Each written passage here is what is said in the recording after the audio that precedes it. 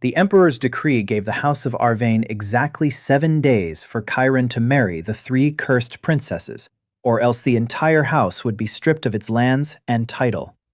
Refusal meant execution for Chiron and exile for his entire branch of the family. Consent meant marriage to three monsters who had killed all of their previous suitors. Thus, the court solved two problems at once. The empire rid itself of the emperor's three dangerous daughters and of the cripple whom the House of Arvane had been ashamed of for 9 years. Chiron was 19. At the age of 10, an explosion in an alchemical furnace in the family laboratory had destroyed his spiritual channels. Since then, he had been unable to retain even a drop of spiritual power in his body. Energy flowed through him like water through a torn net. Healers examined his meridians and shook their heads. His father stopped inviting him to family councils. His younger brother took his place as heir. The servants called him an empty vessel. Chiron remained silent and read. Over the course of 9 years, he read the entire family library. He knew the structure of the meridians better than any healer in the house. He simply could not apply any of this knowledge to his broken body. When the messenger brought the decree, his father didn't even pretend to fight for his son. He signed the consent form that very evening. His stepmother ordered that Chiron's belongings be packed into 2 trunks. His younger brother came to say goodbye and told him he was envious. He said that at least Chiron would die as the emperor's son-in-law rather than as a nameless cripple. Chiron replied that he would remember those words. His brother laughed and left. No one in the house wept. The wedding was held at the exiled estate of Northern Spire, a 3-day journey from the capital. The estate stood on a cliff above a frozen gorge. The wind howled through the empty galleries. 12 servants lived there, all of whom were either offenders or had been sentenced to exile. The steward, Grossen, met the wedding procession at the gate and didn't even bow. He said that a 4th groom in 2 years was already a tradition. He said that a coffin for Chiron had been ordered in advance so they wouldn't have to drive a cart in the winter. Chiron asked about the coffin's dimensions. Grossen was taken aback. Chiron said that, given his height, he needed a coffin a palm's length longer than the standard size, and that he didn't want to lie curled up. For the first time during the conversation, Grossen looked him in the eye. The ceremony was conducted by an exiled priest. The 3 brides stood in 3 different corners of the hall, as far apart from one another as the walls would allow. The first was named Aira. She was 20. She stood within a ring of frost that spread from her feet across the stone floor. Her hands were bound with chains of celestial iron, and even the chains were covered in frosty patterns. Eternal ice had flowed through her blood since birth and killed everything she touched. 2 of her former fiancés had frozen to death trying to take her hand during the ceremony. The second was named Neris. She was 18. Her eyes were covered by a thick silk blindfold. She could see the death of every person she looked at, not a possible death, but the exact one, the day, the hour, and the manner. People she looked at for more than a minute went mad from her descriptions. The 3rd groom hanged himself a week after she removed the blindfold during dinner. The 3rd was named Saphira. She was 17. She looked the most ordinary of the 3, dark-skinned, short, with golden eyes. But at sunset, her bones would break and reform, and by dawn, a dragon the size of a warhorse would roam the estate. The dragon had no control over itself and set fire to everything that moved. A cage made of the same celestial iron had been built for her in the cellar. The priest was in a hurry and spoke hurriedly. He tied a ritual ribbon around the arms of Chiron and the 3 princesses, keeping them at a distance and not daring to bring them close to one another. He declared the union sealed and left so quickly that he forgot the ritual bowl. There was no wedding feast. Grossen served dinner for 4 in the cold dining hall. No one touched the food. Aira said, staring at the table, that Chiron would be better off choosing a room in the far wing and locking himself in there forever. Neris said she already knew the date of his death and that it was very close. Saphira said nothing and left because the sun was setting. Chiron finished his soup and asked for seconds. The three women and the steward looked at him as if he were mad. He said that dying on an empty stomach was foolish and that the soup was good. That night, he didn't go to the far wing. He studied the layout of the rooms and went to Era's chambers because, of all three curses, the eternal ice was described in the most detail in the books. He knocked. There was a long silence behind the door. Then Era said that if he entered, he would die before dawn. Chiron entered. The room was an icy cave. Frost covered the walls. Icicles hung from the ceiling. Era sat on the bed in chains and stared at him with wide eyes. She had been sleeping in chains for 9 years because in her sleep, the ice would surge forth in waves and had once frozen half the palace wing along with 7 maidservants. Chiron sat down at the table 3 steps away from her and began to ask questions. He asked how the ice behaved in the morning and in the evening. Did it grow stronger with anger? Did it weaken in the heat? At first, Era answered in monosyllables, then in more detail. No one had ever asked her about the mechanics of the curse. Everyone had only asked how to protect themselves from it. After an hour of conversation, Chiron stood up and held out his hand to her. Era recoiled and screamed that he was crazy. Chiron said that his energy channels were severed and that energy didn't linger in his body. He said that, according to all the laws of spiritual mechanics, her ice should pass right through him as if through a hole. He said he'd been reading about this for 9 years and wanted to test it. Era cried and refused. Chiron took her bound hand himself. The cold struck his palm like a spear. A white wave ran up his arm toward his shoulder. His skin turned blue. And then something happened that no one had expected. Chiron's torn channels sucked in the ice like a parched riverbed draws in water. The cold didn't kill him. The cold filled the void inside him and settled there, coiling into a calm, heavy force.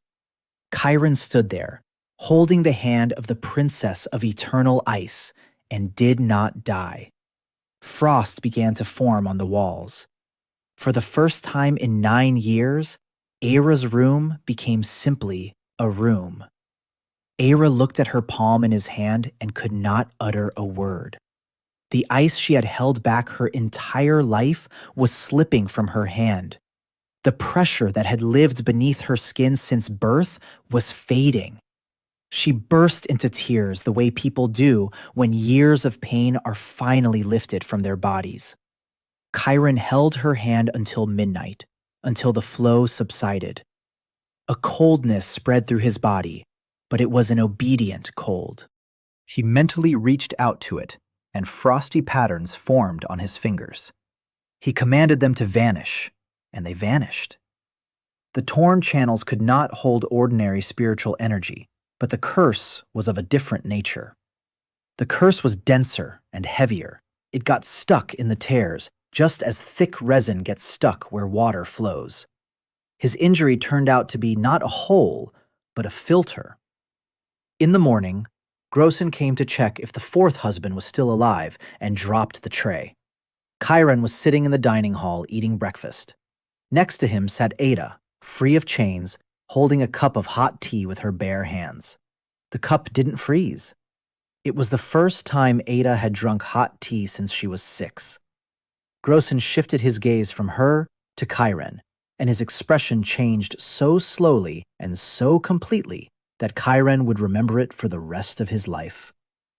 The steward, who had ordered the coffin in advance, stood amid the shards of crockery and looked at the living husband and the healed wife. He asked in a whisper what had happened that night. Chiron replied that there had been a wedding, but by evening, the joy was over. Neris came out of her chambers. She had heard about the miracle from a maid and had come on her own. She stood in the doorway of the dining hall, removed her bandage, and stared intently at Chiron. She stared for a long time. Then her face turned as white as a wall. She said that yesterday she had seen his death, in 3 days' time, at the claws of a dragon. She said that this death had now vanished, and in its place, another had appeared. She said that now Chiron would die in a month, and that it would not be a curse or a beast that would kill him. She said that in her vision, Chiron was killed by a man with the emperor's seal on his hand. Chiron looked at Neris and remained silent just long enough to process what he'd heard. Then he asked if the death he'd seen could be changed. Neris replied that death changes based on one's actions. Yesterday, he was supposed to die at the dragon's hands in 3 days. He changed his fate by healing Ada, and death was postponed by a month. So fate is not a sentence, but a calculation. Chiron said that a month is much longer than 3 days, and that he intended to keep bargaining with fate. Neris put on her headband and asked why he wasn't afraid. All her previous suitors had either fled or broken down after hearing her words. Chiron replied that a man who had lived 9 years with a sentence of crippling disability gets used to bad news. He said he wanted to understand her curse just as he had understood Ira's ice. Neris refused. She said her curse could not be touched by hand. The ice lives in her blood, and her eyes are windows into a dead place. If Chiron looked inside, he would never return. Chiron didn't argue. He started with something else. For 3 days, he studied her curse from the outside. He questioned the maid who had served Neris since childhood. He discovered that the visions come only through direct eye contact, that reflections don't work, that in the dark, the gift weakens, that after every vision, Neris stays awake all night because the death of another lingers beneath her eyelids. For 18 years, she had carried hundreds of deaths in her memory. Every glance added a new one. She hadn't gone mad only because, since the age of 12, she had worn an eye patch almost constantly. Chiron listened and realized that her curse was more terrifying than ice. Ice killed others. Her gift was slowly killing her. On the 4th evening, he came to her and said he was ready to test his theory.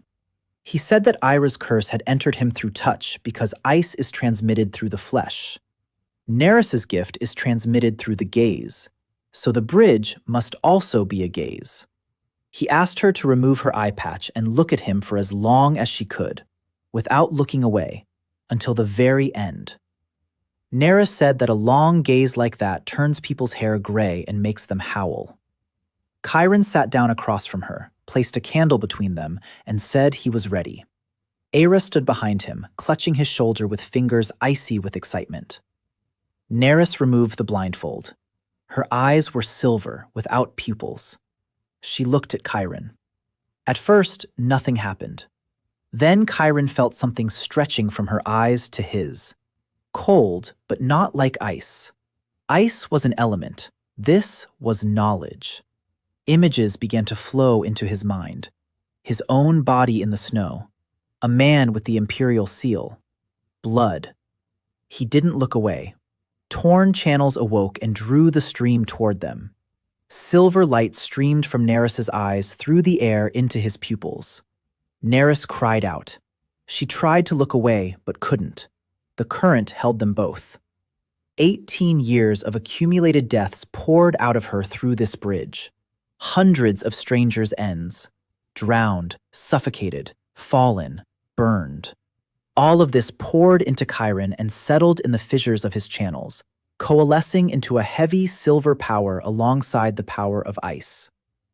Chiron gripped the armrests of the chair so tightly that the wood creaked. He saw the deaths of the entire court. He saw the emperor's death but didn't have time to make out the details. The stream cut off.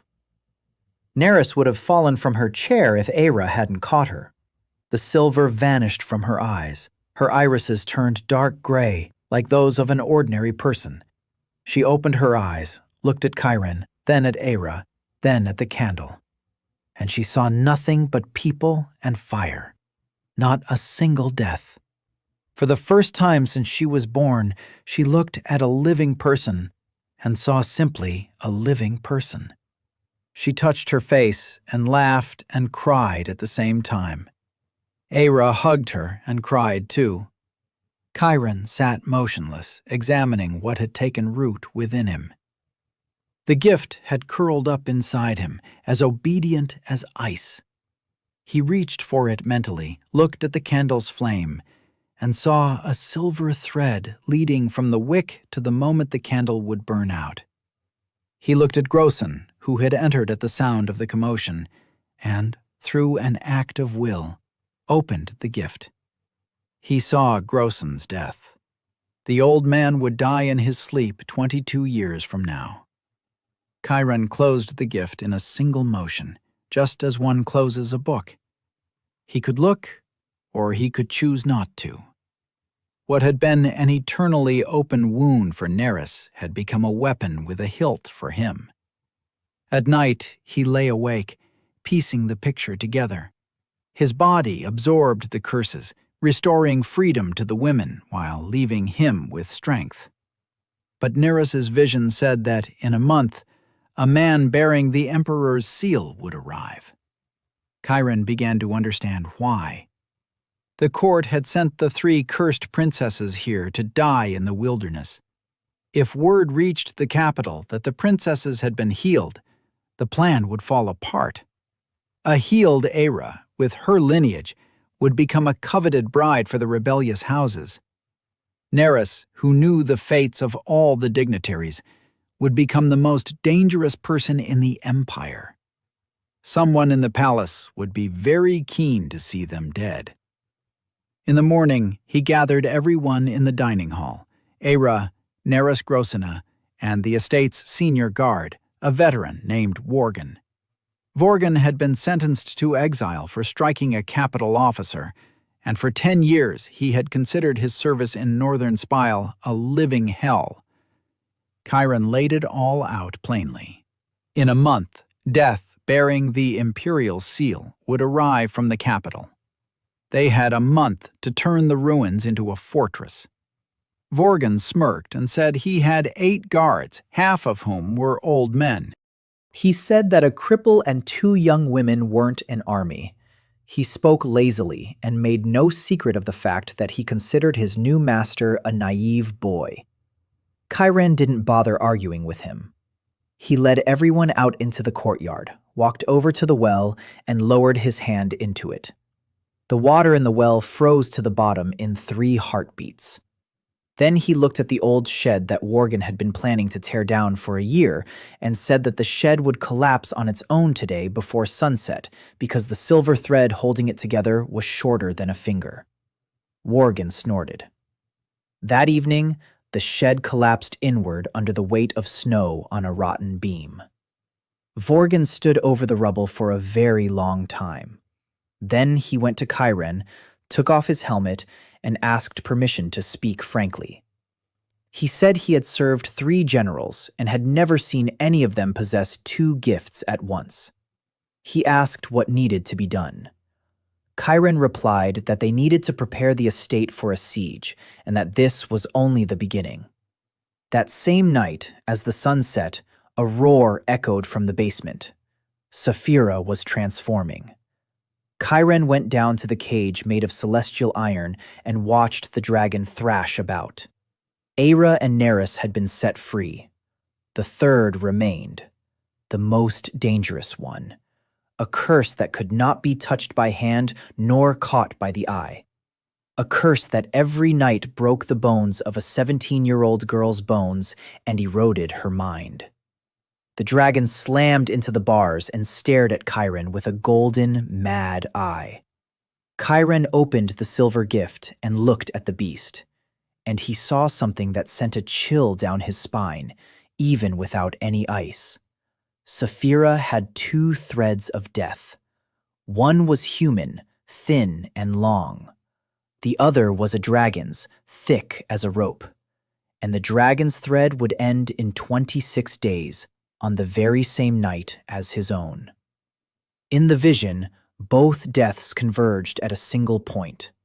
The man bearing the Emperor's seal had not come for him. He had come for the dragon, and Chiron simply stood in his way. In the morning, Saphira came out of the basement on her own. After a night of transformation, she always emerged pale with pain and went to her room to sleep until noon. Chiron was waiting for her by the stairs with a cup of hot broth. Saphira took the cup in silence and stared intently at him with her golden eyes. She said she'd heard about her sisters. She said she was happy for them and that nothing would ever come of their relationship. You can take ice by the hand. You can meet a gaze with a gaze. But the dragon isn't a power within her. The dragon is her very self, a second soul fused with the first. Healers had been observing her since childhood, and they all said the same thing. You cannot separate the girl from the beast. The only option is to kill them both. Chiron asked if she remembered anything from those nights. Saphira was silent for a long time. Then she said she remembered one thing: hunger. Not in her stomach, but throughout her entire body. Every night, the dragon searches for something, finds nothing, and drives itself mad because of it. Chiron asked what the dragon was looking for. Saphira replied that if she knew, she would have brought it to the cage herself long ago. Chiron thought about this all day while the estate around him turned into a construction site. Preparations for the siege were underway amid a series of short, grim days. Vorgan was herding the guards and a dozen men hired from the village. The walls of the eastern gallery were bricked up in 3 days. Aera would go out to the gorge at dawn and, at Chiron's command, freeze the only road, turning the ascent to the gates into an icy rink that could be melted and refrozen within an hour. Chiron discovered that the ice inside him wasn't being depleted, but was growing. Every time Aera released excess power while holding his hand, the fissures in his channels absorbed a new portion and consolidated it. Neris sat poring over maps of the empire and recalled all the deaths of dignitaries she had witnessed over the years at court. Chiron took notes. The dates of illnesses, poisonings, and falls from horses suffered by the empire's most prominent figures were recorded in a notebook that was worth more than any army. Grossen took inventory of the supplies and bargained with the village for grain for the winter at a price he himself called robbery with a bow. By the end of the first week, the estate was unrecognizable, and every night, Chiron would go down to the cellar and sit by the cage. He would gaze at the dragon with his silver vision for hours on end. He wasn't studying the beast. He was studying the beast's hunger. And on the 9th night, he understood. The dragon paced back and forth in its cage, always in the same way. It lunged at the bars precisely when Chiron drew closer. Not to attack. The beast was reaching out. The dragon's hunger had a direction, and that direction was Chiron. More precisely, it was what already lived inside Chiron: 2 absorbed powers. The dragon sensed the place where it could cast off the unbearable burden of the second soul and rushed toward it as a dying man parched with thirst rushes toward water. The curse itself wanted to enter him. The question remained: how to take the power from a creature that would bite off any outstretched hand? Chiron solved it the way he solved everything: through knowledge and through precisely measured madness. On the 10th night, he ordered Vorgan to open the cage. Vorgan refused. Chiron repeated the order. Aera stood between him and the stairs and said she wouldn't let him through. Neris silently stood beside her sister. Chiron told them what he had realized by the cage. Saphira's dragon thread of death would run out in 16 days. If they left things as they were, the man with the seal would kill the beast and the girl inside it. Their only chance was to hand the dragon over to him before that day. He said the beast didn't want to kill him. The beast wanted to enter him. The risk was that a second soul might not fit into the rifts and could tear him apart from the inside. But his death was already destined for that very night anyway. He would lose 16 days of his life, but gain 4 lives in return. It's a good deal. Era cried and called him a calculating machine, but she stepped back from the stairs. The cage was opened with chains attached to the gate. The dragon flew out of the opening in a single bound. The worgen and the guards pressed themselves against the walls. Chiron stood motionless in the middle of the basement with his palms open. The dragon struck him in the chest, but didn't tear him apart.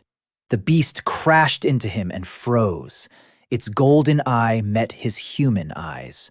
Heat radiated from its maw. And then the dragon did what Chiron had seen with his silver vision, but hadn't fully believed possible.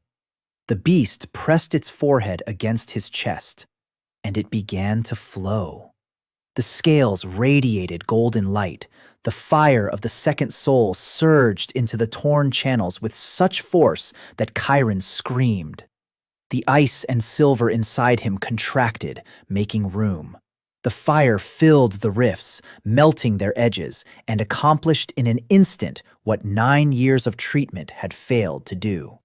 The dragon's flame re-welded the torn meridians. Chiron burned from within, and through the pain he sensed the impossible. His channels were fusing together, not into their former shape, into a new one. 3 times wider than before, lace acting as reservoirs where there had once been ruptures. His disability was becoming architecture.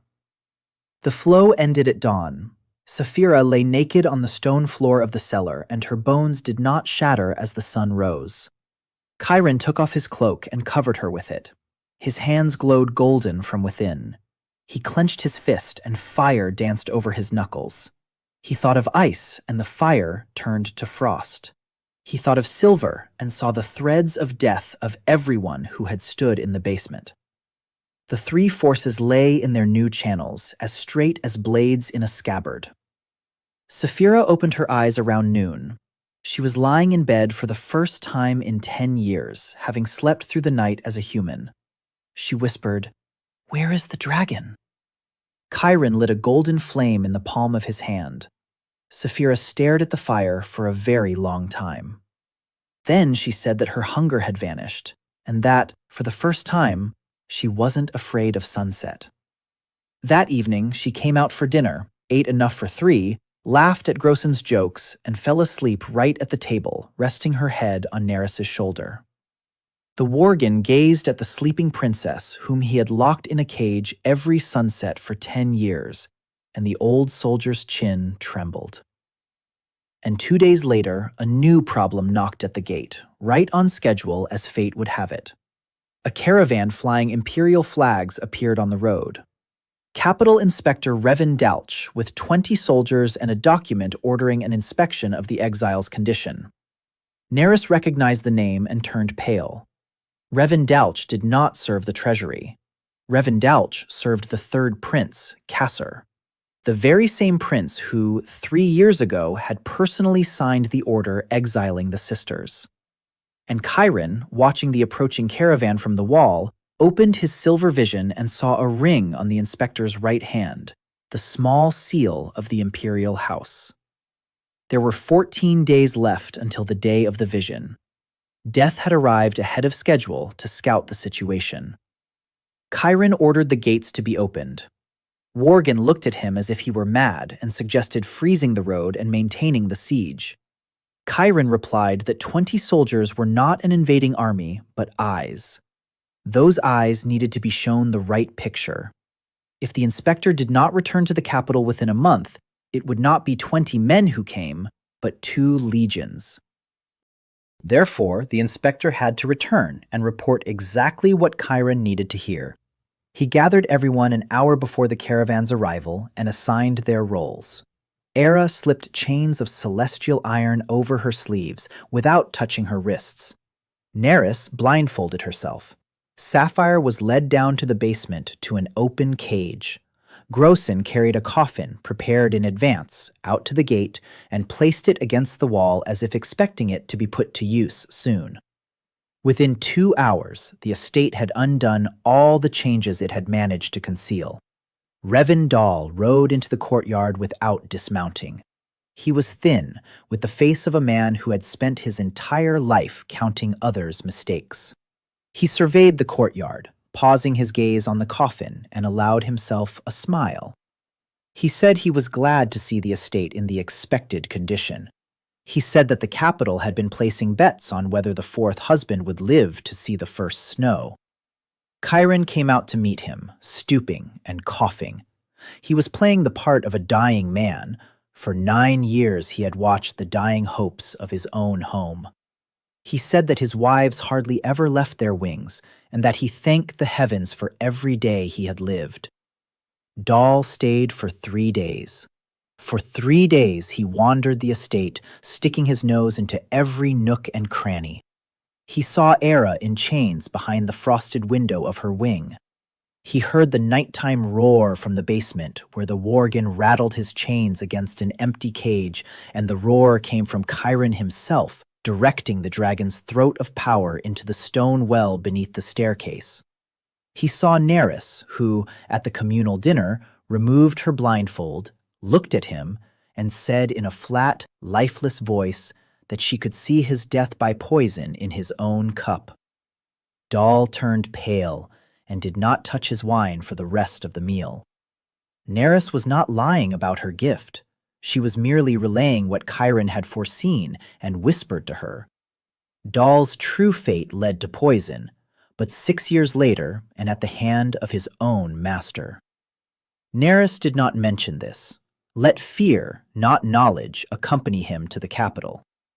On the 3rd evening, Dal did what he had come to do. At dinner, he raised a toast to the host's health and swapped out Chiron's goblet with a deft movement, that of a man who had done this before. Chiron saw the switch twice, with his eyes and with the silver. The thread of his own death didn't even flinch when he took the poisoned goblet. The poison was meant for a cripple without spiritual protection. For a body in which dragonfire burned, this poison was no more dangerous than sour wine. Chiron drank it down to the dregs and asked for another. As he did so, he looked Dal in the eyes and smiled with the most innocent of his expressions. Dal poured a second cup, and for the first time in 3 days, his hand wavered. That night, the inspector didn't sleep. Chiron knew this because he was sitting on the roof above his window, listening. Dal was writing a report and muttering to himself. He muttered that the poison was supposed to take effect within an hour. Either the apothecary had cheated him, or... At that point, he would stop and start the letter over again. In the morning, just before departure, what Chiron had planned as the show's grand finale happened. A village wagon train carrying grain drove into the courtyard, and one wagon broke its axle right at the gate. The horse panicked, bolted, and overturned the wagon onto the stable hand's son, who was playing by the gate. The crowd screamed, and right before Dal's eyes, the dying, consumptive husband of the 3 cursed princesses darted across the courtyard faster than a healthy soldier should be able to move, lifted the edge of the heavily loaded cart with one hand, and pulled the boy from under the wheel. The courtyard fell silent. Dal stared in wide-eyed amazement. Chiron straightened up, looked at his hand with theatrical bewilderment, coughed, and collapsed to the ground, unconscious. Grossen, shouting about his master's last ounce of strength and his broken heart, carried him into the house. From the window, Chiron watched them leave. Dal was leaving Northern Spill with the look of a man who was carrying not a report, but a puzzle to the capital. A dying man who drinks poison like water. A cripple lifting a cart. A seer who sees cups. Chiron analyzed this clash of facts dispassionately. A report of a miracle would provoke an immediate strike by the legions. A report that everything was in order would be shattered by the failure of the poisoning, because Dal was obliged to explain to his master why the poison hadn't worked. But a report of a mystery would force the third prince to do what all men of his kind do. Send not an army, but a trusted assassin with broad authority, a man bearing the seal. Just one, exactly as in the vision. Chiron did not alter the prophecy. He laid the tracks for it. That evening, after the caravan had departed, the estate breathed a sigh of relief. Saphira emerged from the cellar and, over dinner, mimicked Dalha's gait with her facial expressions until Grossen began to sob with laughter. Ava removed the hated chains and flung them into a corner of the dining hall. It was a brief respite, and Chiron allowed it to last exactly one evening. Because that morning, Neris sat down across from him with a map and the death ledger and said they needed to talk about what everyone was keeping quiet about. She said that the killer with the seal was not the end, but the beginning. Even if Chiron defeated him, the third prince would send the next one. The capital would never leave them alone because a mistake had already been made. They had been spared. Chiron replied that he'd been thinking about this since the very first night. He unfolded the map and placed his palm over the northern part of the empire. He said there was only one way to end the war with the dragon: to become a greater dragon. Northern Spire stands on a cliff above the only pass connecting the three northern provinces to the capital. Whoever controls the pass controls northern trade. Whoever controls northern trade controls the northern houses. And for 20 years, the northern houses have been swallowing the humiliation inflicted by the third prince and his faction. Neris looked at the map, and her eyes, which had recently grown dark, brightened with understanding. She said he was talking about a rebellion. Chiron replied that he was talking about the dynasty. 4 unwanted heirs who were cast out to die in the north. The exiled son of a great house, the emperor's 3 healed daughters, each with a claim to the throne. He said that the court had forged this alliance with its own hands, and now the court would have to find out exactly what it had created. But first, they must deal with the man bearing the seal. 11 days remained until his arrival, and on the 10th day, a Vorgan sentry sounded his horn from the tower. A single man walked along the frozen road toward the gates, without a banner, without an entourage, and without fear. He walked across the ice of Era as if on dry stone, and the ice melted beneath his boots. Chiron opened his silver vision, looked at the guest, and for the first time since the night of the first devouring, felt a chill run through his new channels. The man on the road had no threat of death at all. The Worgen suggested greeting the guest with arrows from the walls. Chiron forbade it. A creature without a threat of death can either not be killed by arrows or cannot be killed at all, and in either case, the arrows would only reveal everything about the defenders to him. Chiron ordered the small gate to be opened and went out to meet him alone. More precisely, he went out first. Behind him on the wall stood Ada with her palms open, Neris with her eyes open, and Saphira, whom he had asked for the first time not to hide. The guest stopped 10 paces away. Up close, he looked like a man in his 40s with a gray, impassive face. On his right hand, the seal of the imperial house glowed dimly. Not a small one like Dalha's, a full one. He spoke in a voice as even as a stone floor. He identified himself as the guardian of the seal and said that he had served not a prince nor an emperor, but the throne itself for 140 years. He said he was summoned whenever something appeared in the empire that disrupted the established balance of power. The 3 curses of the house were part of that balance. Their disappearance was not.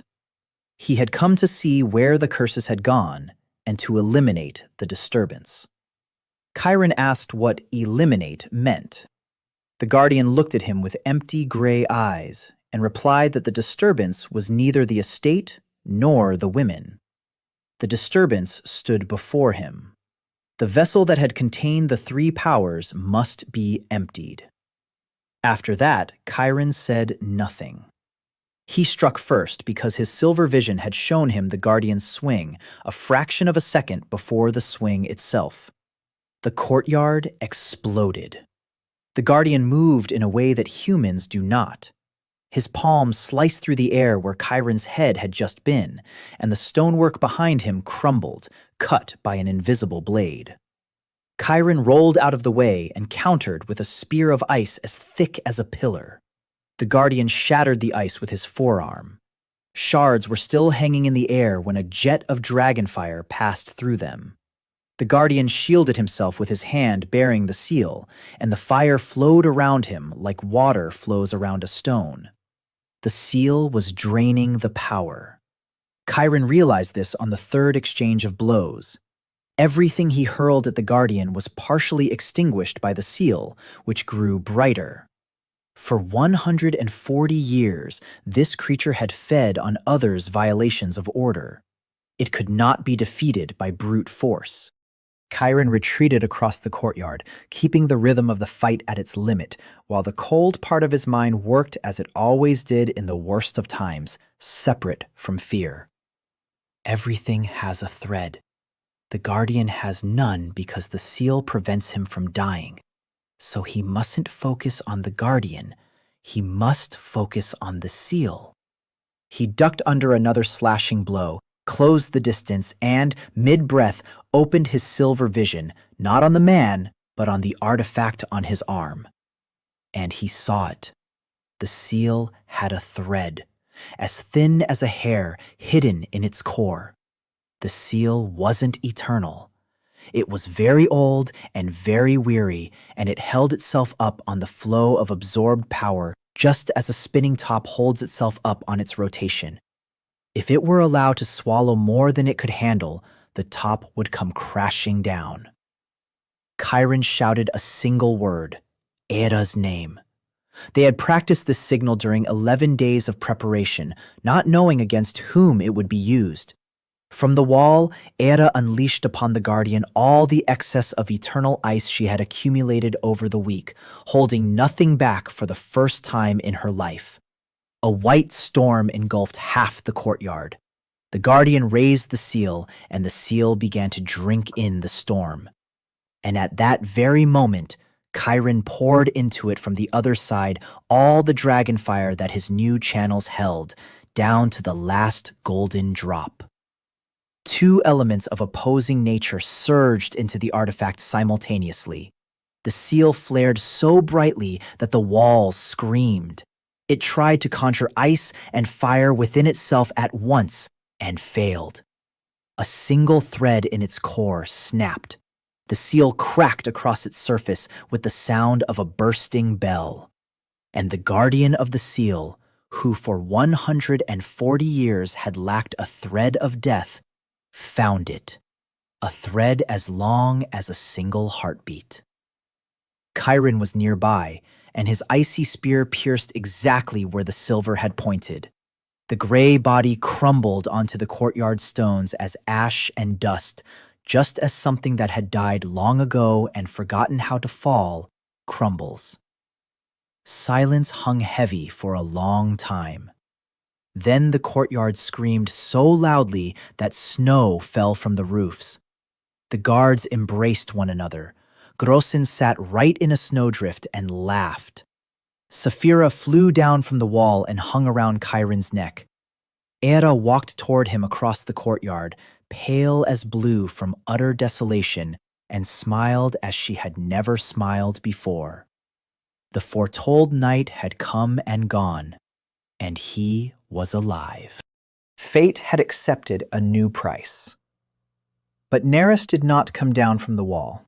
She stood above the crumbling ashes and looked down with a strange gaze. Then she called out to Chiron. Among the ashes lay a broken seal, and beneath it a folded sheet of paper. An order. The guardian carried it with him as one carries a travel document. Chiron unfolded the sheet by the fire in the refectory once the courtyard had quieted down. The order instructed the guardian to verify the integrity of the 3 state seals of damnation imposed on individuals of imperial blood and, in the event of their destruction, to eliminate the perpetrator of the violation. The date was written at the bottom. Chiron read it twice. The order had been issued 17 years ago, the year Saphira was born. Nereus took the sheet from his hands, reread it, and said aloud what they had both already realized. State seals of damnation. Imposed. The sisters' curses were not a whim of the heavens or a taint of the blood. They had been imposed, intentionally. Just as dangerous goods are branded. Someone in the palace 17 years ago had sealed the emperor's 3 daughters, turning the heiresses into monsters. And that someone had the authority to issue orders to the guardians of the throne itself. Aira sat very upright, and her fingers slowly frosted over, for the first time in many days, not from the curse, but from the rage that had found its old path. She asked quietly who in the palace held such power. Nerys replied that there was no signature on the order. There's only an impression. And she placed the sheet on the table, the impression facing up. In the sealing wax from 17 years ago was the imprint of the great state seal, the one and only that never leaves the hand of the reigning sovereign, their father. Aira didn't sleep until dawn. She sat in the refectory, staring at the seal impression, while frost spread from her feet across the floor, covering the stone with white cracks. Chiron did not disturb her. He knew that her rage had to subside before she could be reasoned with. Nerys sat next to her sister and said nothing. Saphira went to the wall and gazed into the darkness of the gorge with her golden eyes until morning. The 3 women whom their father had turned into monsters were each processing the truth in their own way. Aira through the cold, Nerys through silence, Saphira through distance. By morning, Chiron had gathered them together again. He placed the order on the table, along with Nerys's death ledger and a map of the northern provinces. He said that anger was fuel, and fuel must be burned wisely. He said he knew why the emperor had cursed his own daughters, and he recounted what he had gathered from the books of the ancestral library over the past 9 years. 20 years ago, the imperial house began to lose control over the bloodlines. Spiritual mutations arose in every 3rd generation, and each mutation was a power the throne could neither predict nor control. Eternal ice, eyes of death, dragon soul. Each of these powers could upset the balance of the court. The emperor solved the problem the way one deals with dangerous cargo. He sealed them away. He placed curses upon his daughters that transformed their gifts into torments and turned the bearers into outcasts. Living prisons for dangerous powers. Then he exiled them to die in the wilderness and assigned guards in case the seals were broken. Chiron said this meant 2 things. First, the emperor knew that his daughters were not cursed but gifted, and he deliberately turned the gift into a curse. Second, he feared them, so much so that he created a mechanism of destruction in case they were ever freed. This meant that the sisters' 3 powers combined posed a threat that the throne considered real. Nerys asked what he suggested. Chiron replied that the guardian was dead, but the 3rd prince, Cassar, was still alive and awaiting a report. When the report didn't arrive, Cassar would send men, not just one, many. And by then, it would be too late to flee, so they had to act first. By the time Cassar sends his troops, the northern spire must not stand alone. Nerys unfolded a map. In the north of the empire, there were 4 major houses. House Torvin, which controlled the iron mines, House Cregan, which traded in gunpowder and timber across the pass, House Marin, which owned the only northern shipyard on the frozen lake, and House Sela, which controlled the mountain outposts. All 4 had been paying the 3rd prince, Cassar, a tribute in addition to the imperial tax for 12 years. All 4 hated this tribute, but none was strong enough to refuse it on its own.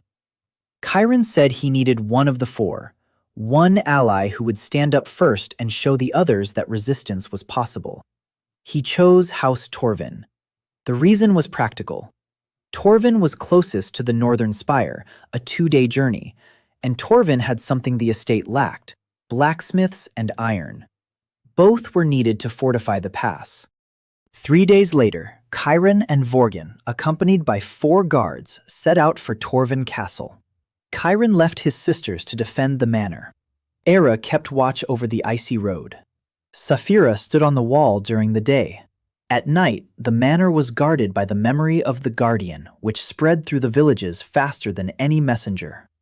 Torvin Castle stood in a rocky crevice above the mine and looked like a stone cork jammed into the neck of a bottle. The head of the household, old Garrett Torvin, received his guests in the smithy because the reception hall had not been heated for 3 winters. There wasn't enough money for firewood. Everything went toward the tribute to Kassar. Garrett listened to Chiron with the expression of a man hearing a beautiful lie. He said that a cripple without a home was offering him war against the Empire's 3rd prince. He said that even if the cursed princesses were healed, even if the guardian were dead, it wouldn't change a thing. Kassar would send an army and wipe Torvin off the map. He said he believed this because he had feared Kassar for 12 years, and over those 12 years, that fear had seeped into his very bones. Chiron didn't argue. He asked Garrett to name his best blacksmith.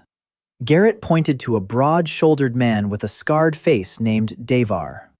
Chiron walked over to the forge, took the sword blank from the apprentice's hands, and infused it with dragonfire.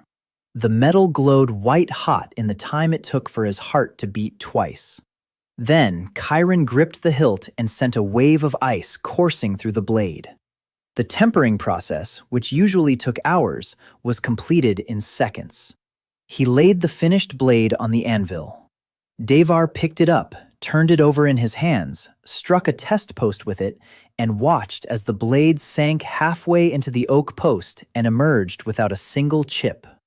Devar turned to Garrett, and his sun-scorched face contorted in such a way that Chiron could see the fear of a 12-year-old cracking away. Devar said that no one in the Empire had ever forged metal like this. He said that if this man could forge like this, then Torvin didn't need an army. Torvin needed a contract.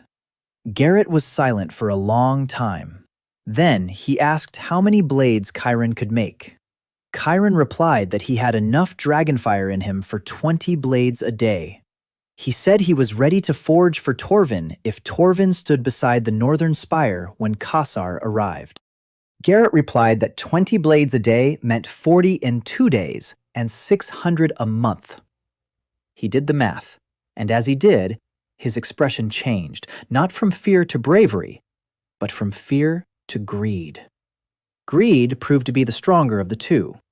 Garrett held out his hand and said that Torvin's house stood with the northern spire. Chiron shook his hand, gripping it a little tighter than necessary, just enough for Garrett to feel the cold of ice beneath his skin, so he would remember that a handshake is not just about business. They stayed at Torvin Castle for 4 days. Chiron forged without a break. Here's how those days played out. First scene. The blacksmith's courtyard is crammed with blanks, and Devar commands 6 apprentices who can't keep up with feeding him the iron. Second scene. Chiron stands at the anvil, his hands white from the flames, and behind him rises a rack of finished blades that glow from within as if alive. Third scene. Garrett leads him to the armory and shows him the empty shelves. By the end of the 4th day, the shelves are full. Fourth scene.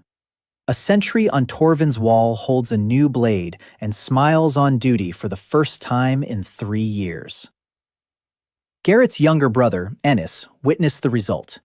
He had come from the trading town on the lake to check out the rumors and saw the armory full of impossible weapons. Ennis traded with the southern houses and knew the prices. He calculated the value of the arsenal in his head and sat down on a step because his legs gave out. He said that a single blade like that was worth a year's tribute to Kassar. On the way back to North Spire, Vorgan rode in silence. Then he said that for the first time in 10 years of exile, he felt like he was on duty rather than in punishment. Chiron replied that the punishment wasn't over, because the House of Torvin was just one ally, and they needed 4. And because Kassar must have already noticed the guard's silence. He turned out to be right. When they returned, Neris met them at the gate with a letter, a bird from the capital. The letter was addressed to Inspector Dahl and contained an order from the third prince. Dahl was to return to Northern Spire and retrieve the body of the fourth husband for reporting purposes. Kassar considered Chiron dead. The Guardian was supposed to have carried out the task and vanished, but the Guardian had not returned and had not reported back. The letter meant that Kassar did not yet know the Guardian was dead. The window of opportunity was narrow, and Chiron decided to make the most of it. He wrote a reply in Dalla's handwriting, which Neris had copied from his old notes left at the estate. The reply stated that the fourth husband was dead, that the cursed princesses were being held under guard, and that the Guardian had carried out his task and left as usual. The bird flew back to the capital. Chiron had bought himself a few more weeks, but the price for each week was rising. The window of silence from the capital lasted 19 days. Chiron made the most of every one of them. He didn't wait for his allies to come to him.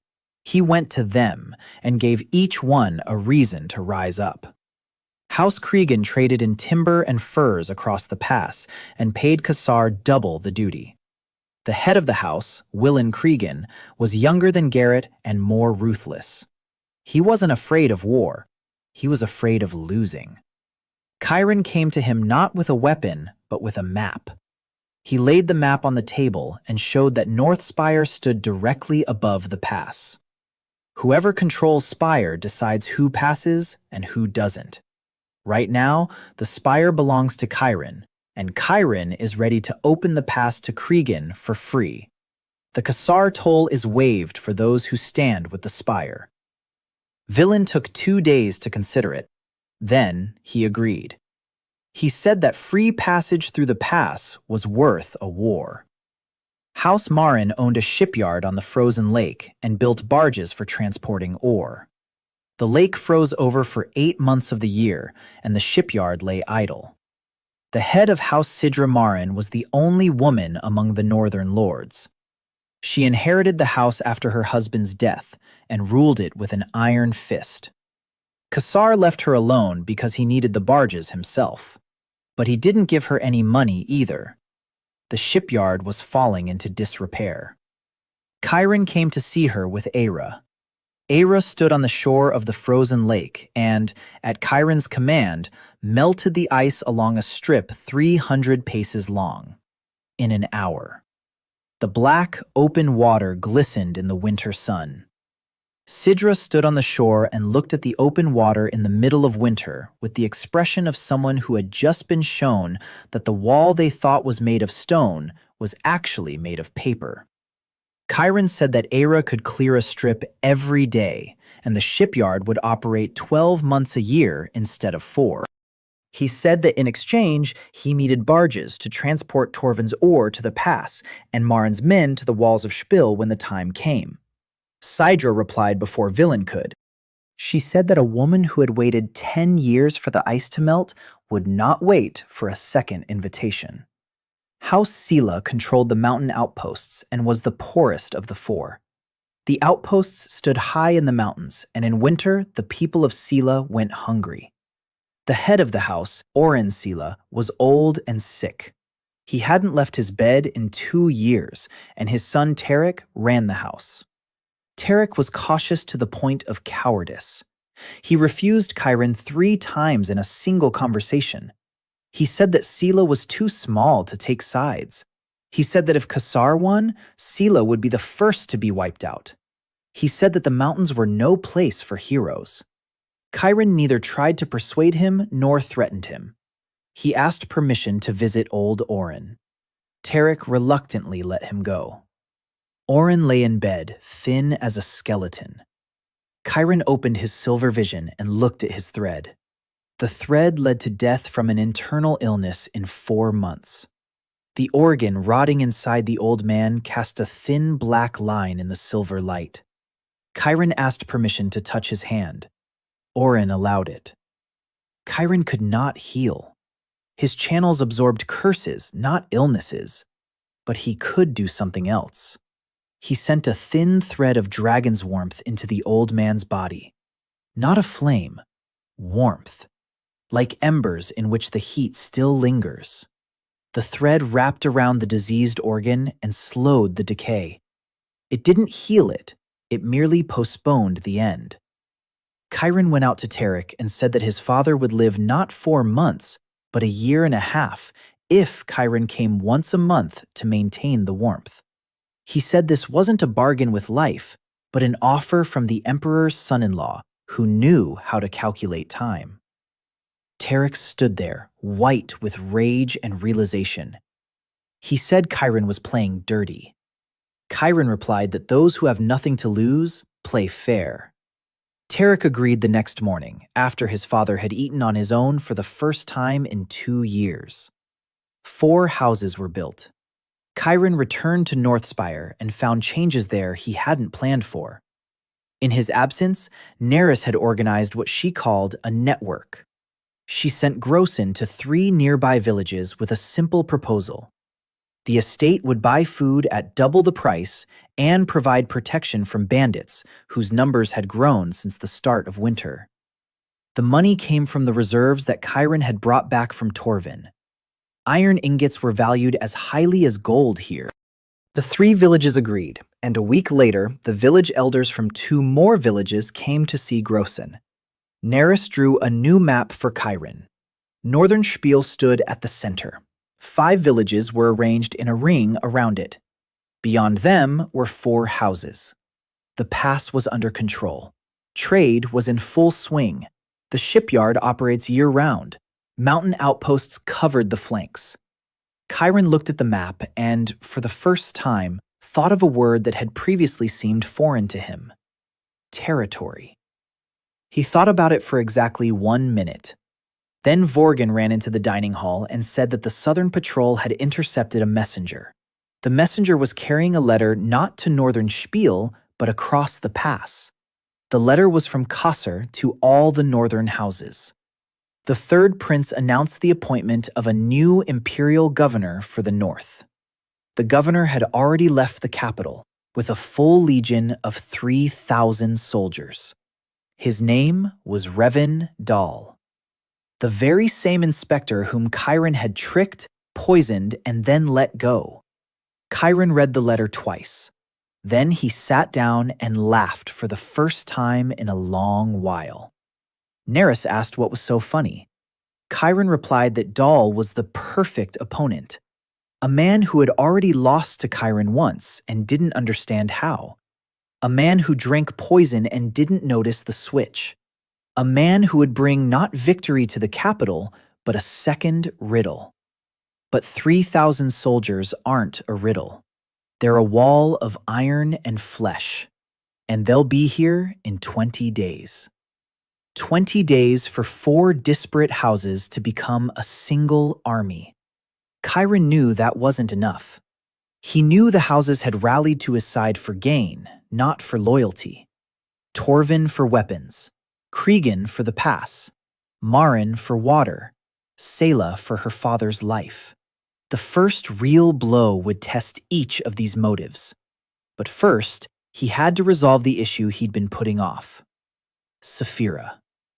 Her curse was gone. The dragon lived within Chiron. But Saphira was not simply a free girl anymore. She was left empty.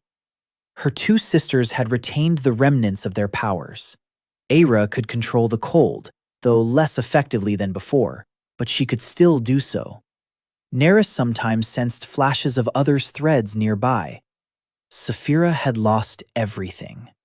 10 years of her life had been a cage and a dragon, and now she stood in the midst of war as an ordinary girl without a single drop of spiritual power. She didn't talk about it. But Chiron saw how she looked at her sisters when they were training in the courtyard. She would watch and clench her fists. Chiron began by convening a war council in the Spire's refectory. The Vorgan sat at the table. Garrett Torvin had sent his eldest son, Bran, with 40 swordsmen. Willen Krigan had come in person with 30 lumberjacks, whom he called a militia. Sidra Marin had sent 20 bargemen with axes. Tariq Sila brought 10 mountain archers, and he looked as though every step from the outpost to the spire felt like a step toward the gallows. A total of 108 fighters against 3,000. Vorgan spread out a map of the pass and pointed out the only road. The ascent wound its way up the mountain in 7 switchbacks. Each bend was a point where the column could be delayed. But delaying did not mean stopping. 3,000 would crush 100 men in a day if they attacked head-on. Chiron said they wouldn't attack head-on. He circled 3 points on the map and said the Legion wouldn't reach the gates at full strength. He laid out a plan, and the plan was simple to the point of being insulting. Don't fight. Wear them down. A mountain pass in winter is an enemy in itself. 3,000 soldiers are 3,000 mouths to feed on the march along a frozen mountain road. The Legion's supply train will stretch out over 2,000 paces. Cregan's men, who know every trail, will cut the supply train to pieces. No heroic attacks, quiet nighttime raids, ropes on the packs cut, horses stolen at dawn, flour dumped into the snow. A hungry Legion, angry, but weak. The first bend in the Ira Serpentine will freeze over so that the horses cannot pass. The Legion will leave its cavalry behind. At the second bend, Sila's mountain archers will shower them with stones. Not to kill them, but to force them to clear the road in the cold for half a day. The third bend is the narrowest. There, Chiron will erect an ice wall and take up position behind it with Marin's bargemen. Not to hold them to the death. Hold them for 3 hours, then retreat to the next bend and repeat. 7 bends, 7 delays. 3 days for an ascent that usually takes 5 hours. 3 days in the freezing cold without a warm camp, without hot food, without shelter. Tariq said the plan looked good on paper, but Dal isn't a fool, and after the second bend, he'll send scouts along the mountain trails to bypass us. Chiron turned to him and smiled for the first time. He said that this was exactly why he needed Sayla's men. The mountain rangers know every bypass and every goat trail. They won't defend the turns. They'll be waiting on the bypasses. Tariq was silent for about a minute. Then, for the first time since they'd met, he said it was clever. Preparations to defend the pass took 8 days. Every hour of those days was worth it. First cut. Cregan's men went down the Serpentine Road and scattered through the forest like shadows. Willen personally checked every position and marked the trees for nighttime sorties. Second cut. Ira stood at the first bend and breathed on a rock. The ice built up in layers. The road glistened like glass for 200 paces. It froze and thawed 3 times a day as she practiced her speed. Third take. Chiron was forging on a portable anvil at the third bend. Not swords, iron spikes that the bargemen drove into the rock across the road beneath a layer of snow. Each spike was a finger's length long, 200 spikes per bend. The fourth section. Sayla's mountain rangers were heading off in pairs onto the side trails. Tariq walked with them, and his face was no longer that of a cowardly air. It was the face of a man doing what he did best. On the 13th day, lookouts spotted a column of dust on the southern plain. 3,000 soldiers under the governor's banner were marching toward the pass. Dal led the legion in a column of 4, with the supply train bringing up the rear. Imperial discipline, a steady march. Their armor glinted in the winter sun. Chiron watched from the highest point of the Serpentine Road and counted. 3,000 infantry, 400 cavalry. No siege engines, so Dal hadn't expected a fortress. He'd expected a ruin with a cripple and 3 damned maidens. The first night went according to plan. Cregan's men had cut the harnesses from 30 pack horses. 200 sacks of flour lay in the snow by dawn. Dal awoke to the reports and the face that Chiron saw in his silver vision from a distance of 400 paces was that of a man recognizing a familiar hand. Dal remembered the northern spire. He remembered the miracle he could not explain, and he was afraid. Fear drove him to make a mistake. Instead of sending out a reconnaissance party ahead, he ordered the march to be accelerated. 3,000 men nearly ran toward the first bend and crashed into the sheet of ice. The front ranks fell. Those behind pressed forward. Horses slipped and whinnied. 20 minutes of chaos on the ice until the officers stopped the stampede. Dal ordered them to chop the ice. The soldiers chopped at it for 4 hours because Era lay higher up the slope and was freezing new layers faster than they could chop away the old ones. By evening, Dal led his men back and set up camp. But a camp missing a third of its supplies, exposed to the mountain wind, is no rest. It's a slow freeze. The second night cost him another 17 horses. The Kreganov loggers worked like ghosts. During the day, Dal left the cavalry behind and ordered the infantry to climb in marching formation.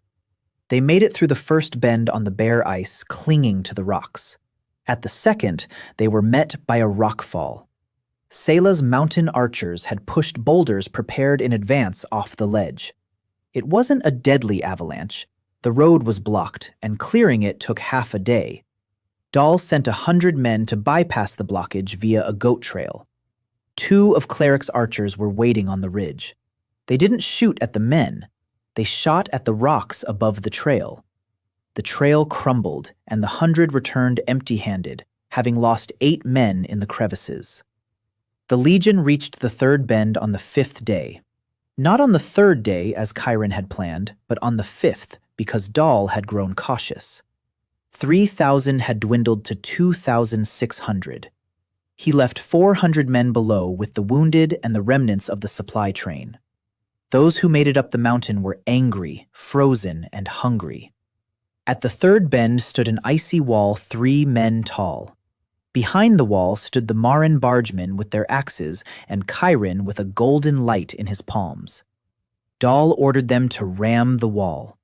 The soldiers pounded the ice with iron for 3 hours. Chiron listened to the blows and froze the wall from the inside. When a crack finally appeared, he retreated to the 4th bend and erected a new wall within 40 heartbeats. Dal stood before yet another wall of ice, and Chiron saw the moment when the inspector's resolve broke. Dal shouted at the officers.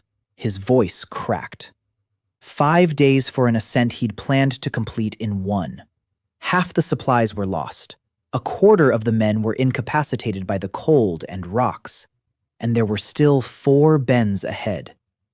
Chiron had been waiting for this very moment. He stepped onto the wall and offered to talk to Dal. Dal agreed to the conversation because he had no other choice that wouldn't mean disgrace. Chiron climbed down from the wall alone. Dal came out of formation alone. They stood between the icy wall and the frozen legion, 5 paces apart. Dal looked different than when they first met. His gaunt face was weather-beaten and darkened. His eyes were sunken. He looked at Chiron, and Chiron could see that the inspector-turned-governor no longer believed he was facing a cripple. Dal said that Chiron could hold the pass for another week or 2, but sooner or later the Legion would get through. Chiron replied that he could hold the pass until spring. He said that every day of defense cost him a handful of ice, while it cost the Legion 40 sacks of grain. He said the math was on his side. Dal said that if the Legion didn't return, Kassar would send a second one. Chiron replied that the second Legion would have to go through the same pass, and through the same 7 turns, and across the same ice. He said that Dal could choose: lose the Legion here and bring defeat to Kassar, or withdraw the Legion and bring Kassar a deal. Dal asked what kind of deal. Chiron pulled a scroll from his belt. He had been preparing this document for 10 days. The scroll read as follows: The northern provinces declare themselves a special trade zone under the administration of the Council of the Northern Spire. The council consists of 4 houses and a governor. Taxes to the imperial treasury are to be paid in full. The tribute to the third prince Kasser is abolished. The governor is to be appointed not by the capital, but by the council, and the council appoints Reven Dal as the first governor. Dal read the scroll for a long time. Then he looked up. In the minute it took him to read it, his face went through so many expressions that Chiron could have described each one. Surprise, distrust, calculation, fear, and finally, greed. The very same greed that had driven Garrett. Dal asked why Chiron needed a governor who had just tried to kill him. Chiron replied that he needed a governor who knew how the capital worked, and a governor whom the capital would not forgive for failure. Dal was bound to the north more tightly than any rope, because returning in defeat meant death, but remaining governor meant life and power. Dal was silent. The wind howled on the pass. 200 paces below stood 2,500 frozen, angry soldiers awaiting orders. Dal asked what would happen to the soldiers. Chiron replied that the legion would become the pass's garrison. The soldiers wouldn't have to storm the walls. They would live behind the walls. Warm barracks, hot meals, pay from northern trade. Better conditions than in the capital. Dal said that Kasar wouldn't accept this deal. Chiron replied that Kasar wasn't supposed to accept it. Kasar had to see that the north was no longer his, that the legion had voluntarily defected to the north, that retaking 4 provinces in winter via a single pass is more costly than leaving them. He said that Kasar would do the math and decide it's easier to wait until summer. And in the summer, Chiron would give him new reasons to wait. And so it would go, time and again, until waiting became a habit, and the habit became a fact. Dal rolled up the scroll. He said one word. Agreed. That evening, the legion set up camp at the foot of the northern spire, not as besiegers, but as a garrison. The soldiers were given hot porridge from the village's supplies and placed on the council's rations.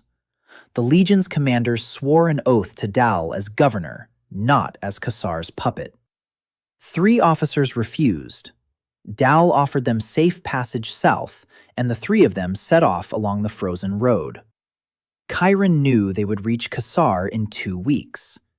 2 weeks to consolidate the new order. But establishing order requires more than just walls and swords. It requires people who believe that order will endure. Chiron convened the first council of the Northern Spire 3 days later. Seated in the dining hall, which had already become cramped, were Garrett Torvin and his son Bran.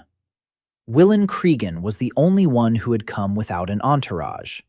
Sidra Marin was there with 2 senior barge masters. Tarek Sila sat upright in his chair, no longer resembling a frightened heir. Revan Dal wore a new cloak tailored for him from the spire's stores. And the 3 princesses. Aera sat to Chiron's right, and the frost on her fingers no longer frightened anyone in the hall, because everyone there had seen what that frost did to enemies. Neris sat to his left with the Book of Death, which she no longer hid. Saphira sat silently at the end of the table. Chiron spoke briefly. He said that the council was not an alliance against anyone. The council was about trade, protection, and the law for the northern lands. He said that the tribute to Kasar went into the pocket of a single prince, while the council's taxes would go toward roads, outposts, forges, and shipyards. He laid out the figures he had prepared together with Grosson. Grosson had proven to be a brilliant treasurer once he was entrusted with a task larger than managing a crumbling estate. The figures were simple. The 4 houses paid Kasser a total amount sufficient to maintain 3 legions. The council takes half of this sum as a general tax. The rest remains with the houses. Each house's wealth would double. Garrett counted on his fingers, and his greed once again overcame his caution. Vil nodded without counting, because the words free pass were enough for him. Sidra nodded because her shipyard was already operating year-round. Tariq nodded because his father had eaten on his own that morning and asked for seconds. Dal nodded because he had no choice. The council was established. Chiron was the last to sign the charter and set down his quill. Neris looked at him and said quietly that now the hardest part would begin. Chiron nodded. He knew. The four houses stood together out of self-interest. The Legion remained out of desperation. The first blow of real force would expose every crack in this alliance, and that blow was closer than he thought. Saphira came to him that night. She sat on the edge of his desk and remained silent until he looked up. She said that at the council she was the only one who had been sitting idly by. Aira holds the ice. Neris holds the knowledge. She holds nothing. Chiron began to speak, but she cut him off by raising her hand. A tiny golden spark glowed in her palm, dim, uneven, flickering, but alive. She said that ever since the dragon had left her, a void had remained within her body, a void that ached.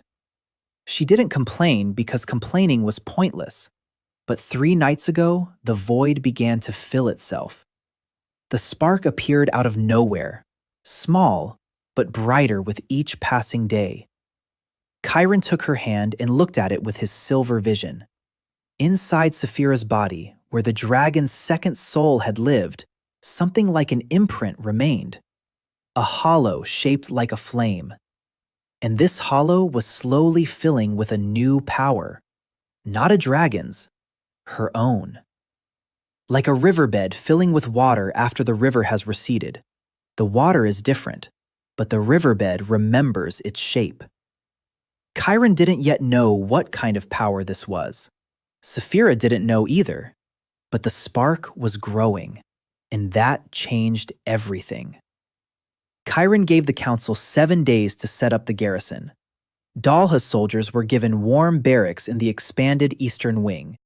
The blacksmiths of Torvin sent a second batch of blades, and Chiron armed every soldier in the garrison with a double-tempered sword.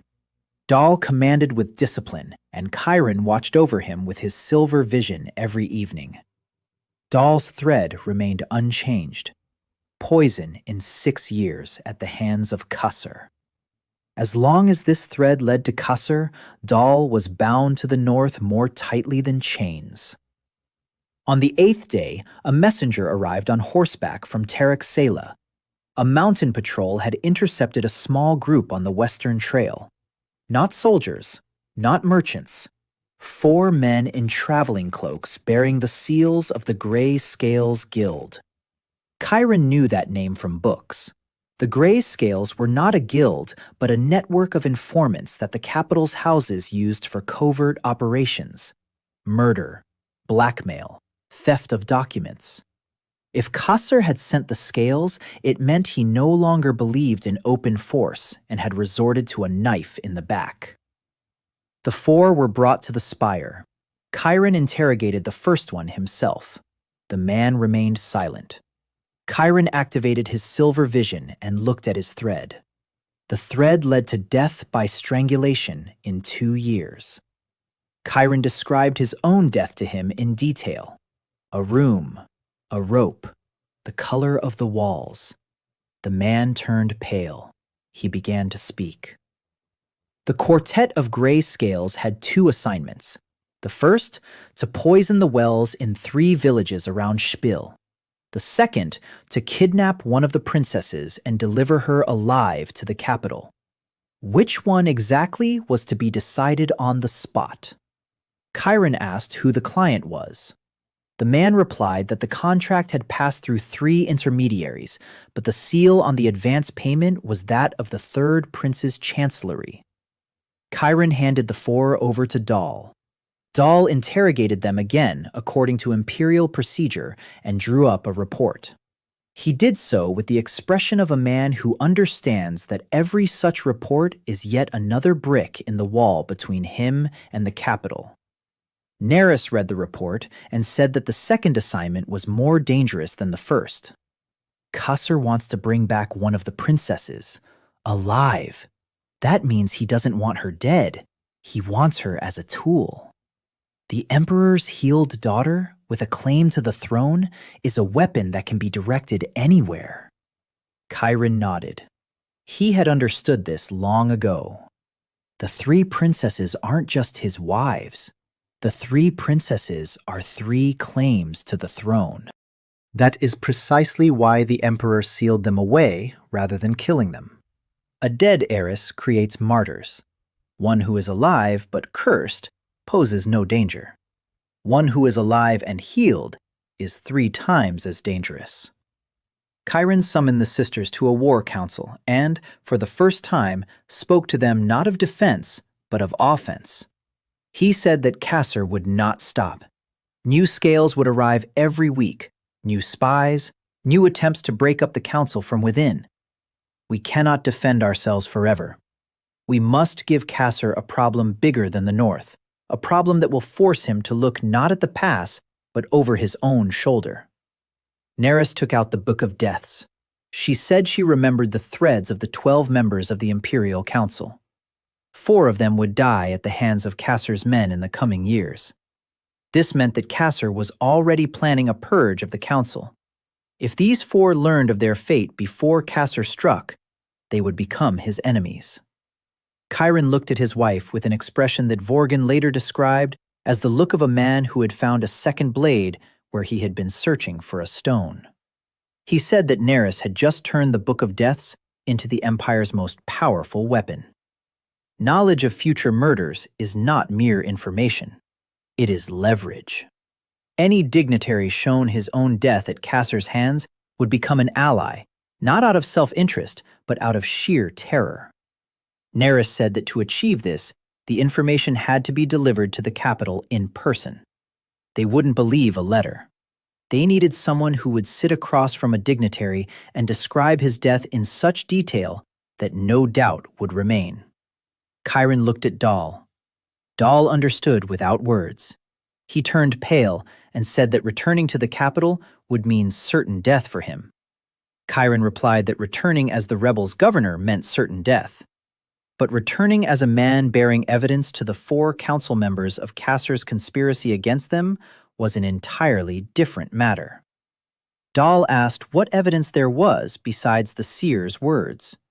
Chiron placed the gray scales interrogation transcripts on the table, bearing the seal of Kasser's chancellery.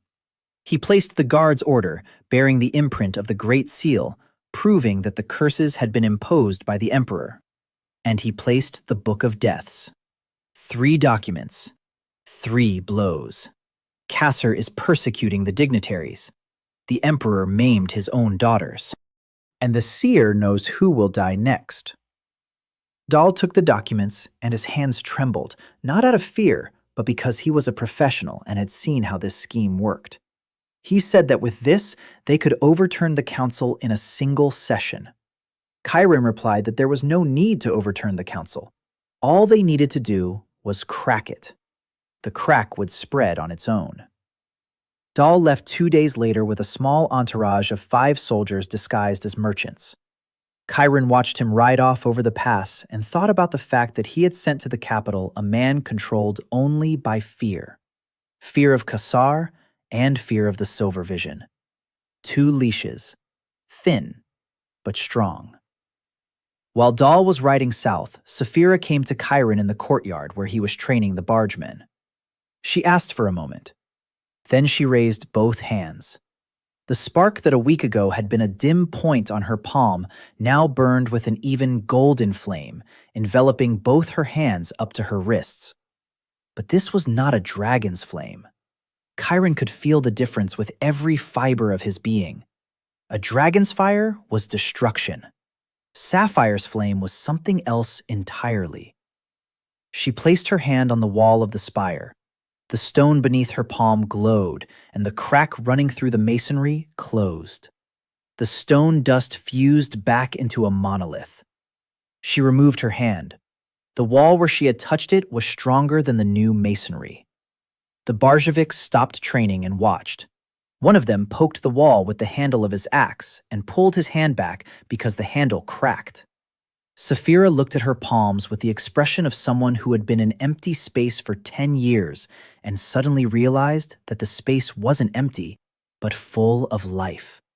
She said she could repair things: stone, wood, iron. She tried it on a broken chair, and it became stronger than a new one. She tried it on a cracked sword, and the crack disappeared. Chiron thought about this all evening. The dragon destroyed, the dragon's imprint restored. Like negative and positive, like inhaling and exhaling. For 10 years, the dragon's soul had been breaking Safira's body every night. Her body had memorized the destruction and developed a response. A power that does the opposite. The power of restoration. Not healing the living, but repairing the inanimate. Stone, iron, wood, walls, weapons, fortifications. Chiron realized he had gained a fourth power for his arsenal. Not within himself, in an ally. Safira was no longer an empty seat on the council. She was a master who could transform a stone ruin into an impregnable fortress with a single touch. And the northern spire, which had been crumbling for 9 years, suddenly gained a builder who needed neither stone nor mortar nor time. All she had to do was lay a hand on it. For 3 days, Safira walked through the spire, repairing everything. The sequence of those days looked like the destruction being rewound in reverse. First cut. She touches the foundation of the eastern wall, and a 20-year-old crack closes with a sound like a sigh. Second cut. She runs her palm over the gate, and the wood swells and hardens, and the hinges that had creaked for 10 years fall silent. Third cut. She picks up the shield that the bargeman was about to throw away, and in her hands, the shield becomes a monolith. The bargeman strikes it with an axe, and the axe bounces off. Fourth cut. The Worgen stands on the restored wall and touches a stone that, an hour ago, was crumbling beneath his fingers. He looks down at Sapphire, and his face is that of an old soldier who has served in a dozen fortresses and has never seen a fortress grow younger. Northern Spire is no longer a dilapidated exile's ruin. It has become what it was built to be 200 years ago, a fortress on a cliff that could be held by 100 against thousands. 18 days after Dahl's departure, his messenger returned. Not Dahl himself, but a boy on a worn-out horse carrying a sealed letter. Chiron broke the seal and read it while standing by the window. Neris stood beside him and read over his shoulder. Dahl wrote that he had met with 2 of the 4 dignitaries. Both believed him. Both were terrified. One immediately moved his family out of the capital. The other began gathering evidence against Kasser. But Dahl wrote something else as well. Kasser had learned of the Legion's loss. Not from the 3 officers who had left. They never made it to the capital. They were found dead on the southern road. Kasser learned from the Grayscales, whose network extended deeper than Chiron had thought. Kasser declared the northern provinces rebellious and received the emperor's authorization to suppress them. Dahl wrote that 2 full legions were marching out of the capital, 6,000 soldiers with siege engines, led by Senior General Ibrin Colt, whom the army nicknamed the Nail for his habit of driving fortresses into the ground. The 2 legions would reach the pass in a month. Chiron finished reading the letter and handed it to Neris. Neris read it again and said quietly that a month wasn't enough time for what needed to be done. Chiron replied that a month hadn't been enough last time either. Then he turned to the map. He needed to find a way to stop 6,000 men, and he already knew that the ice and rocks at the pass wouldn't work a second time. General Gvozdy wasn't an inspector who'd become a governor. General Gvozdy had been breaching fortresses his entire life. For him, Northern Spire was just another nail. Chiron stood over the map and did the math. 6,000 soldiers, siege engines, a general who wouldn't stop. 1 month. He wasn't counting people, he was counting time. Time was the only resource that could not be forged or frozen. He convened the council that very evening. The same faces sat around the table, but their expressions were different. Garrett Torvin was silent, his greed hidden behind caution. Willen Cregan was biting his nail. Sidra Marin sat upright, but her bargemen outside the door were already packing. Tariq Sela was the only one who hadn't changed, because he'd been expecting the worst from the very beginning, and the worst had finally come. Chiron made no attempt to reassure them. He said that General Nail had taken 11 fortresses in 20 years, and that North Spire would be the 12th if they defended it the same way they had last time. The pass wouldn't hold against 6,000 with siege towers. Gvozdi would set the ice at the bends ablaze with oil. The engineering corps would dismantle the rock falls. The ice walls would be breached by battering rams. Garrett asked what Chiron was proposing. Chiron replied that he was proposing not to defend. He was proposing to attack. The silence in the refectory was such that one could hear Era breathing in the night air outside the window, and the air itself seemed to freeze. Chiron unfolded the map on which Nereus had marked the legion's route. 2 legions were marching from the capital in parallel along the southern road. In a week, they would join forces at the gates of Hylin, where the southern road enters the mountains. From there, it would be a single march to the pass. Chiron pointed his finger at the gates of Hylin. He said that this was the point where the 2 legions had not yet become one. If they struck one of them before they joined forces, 6,000 would become 3,000. And they had already stopped 3,000 on the mountain road. Willen raised his head. His eyes lit up because Cregan's lumberjacks fought in the forest rather than behind walls, and an attack was closer to their hearts than a siege. He asked how many men were needed. Chiron replied that few men were needed. All that was needed was 1 knight, and Era. The plan was as follows. The gates of Hylin are a gorge 600 paces long. The southern road runs along the bottom of the gorge. The walls are sheer. When the first legion enters the gorge, Ira will seal both entrances with walls of ice. 3,000 men will find themselves trapped in a stone bag, without supplies, with no way out in the freezing cold. No battle, a trap. The Worgen said he liked it, but he asked how to get Era to the gates unnoticed. 12 days' journey through the mountains in winter. Chiron replied that there was a shorter route, the mountain trails of Sela. Tarek knows a route that runs along the ridge and descends to the gates in 6 days. Tarek didn't argue or refuse. He stood up and said he would lead the way himself. Chiron assigned the roles. Tarek, with 10 mountain archers, leads Era to the gates. Villain, with 30 lumberjacks, leads the second detachment down the slope to cut off the First Legion's supply train.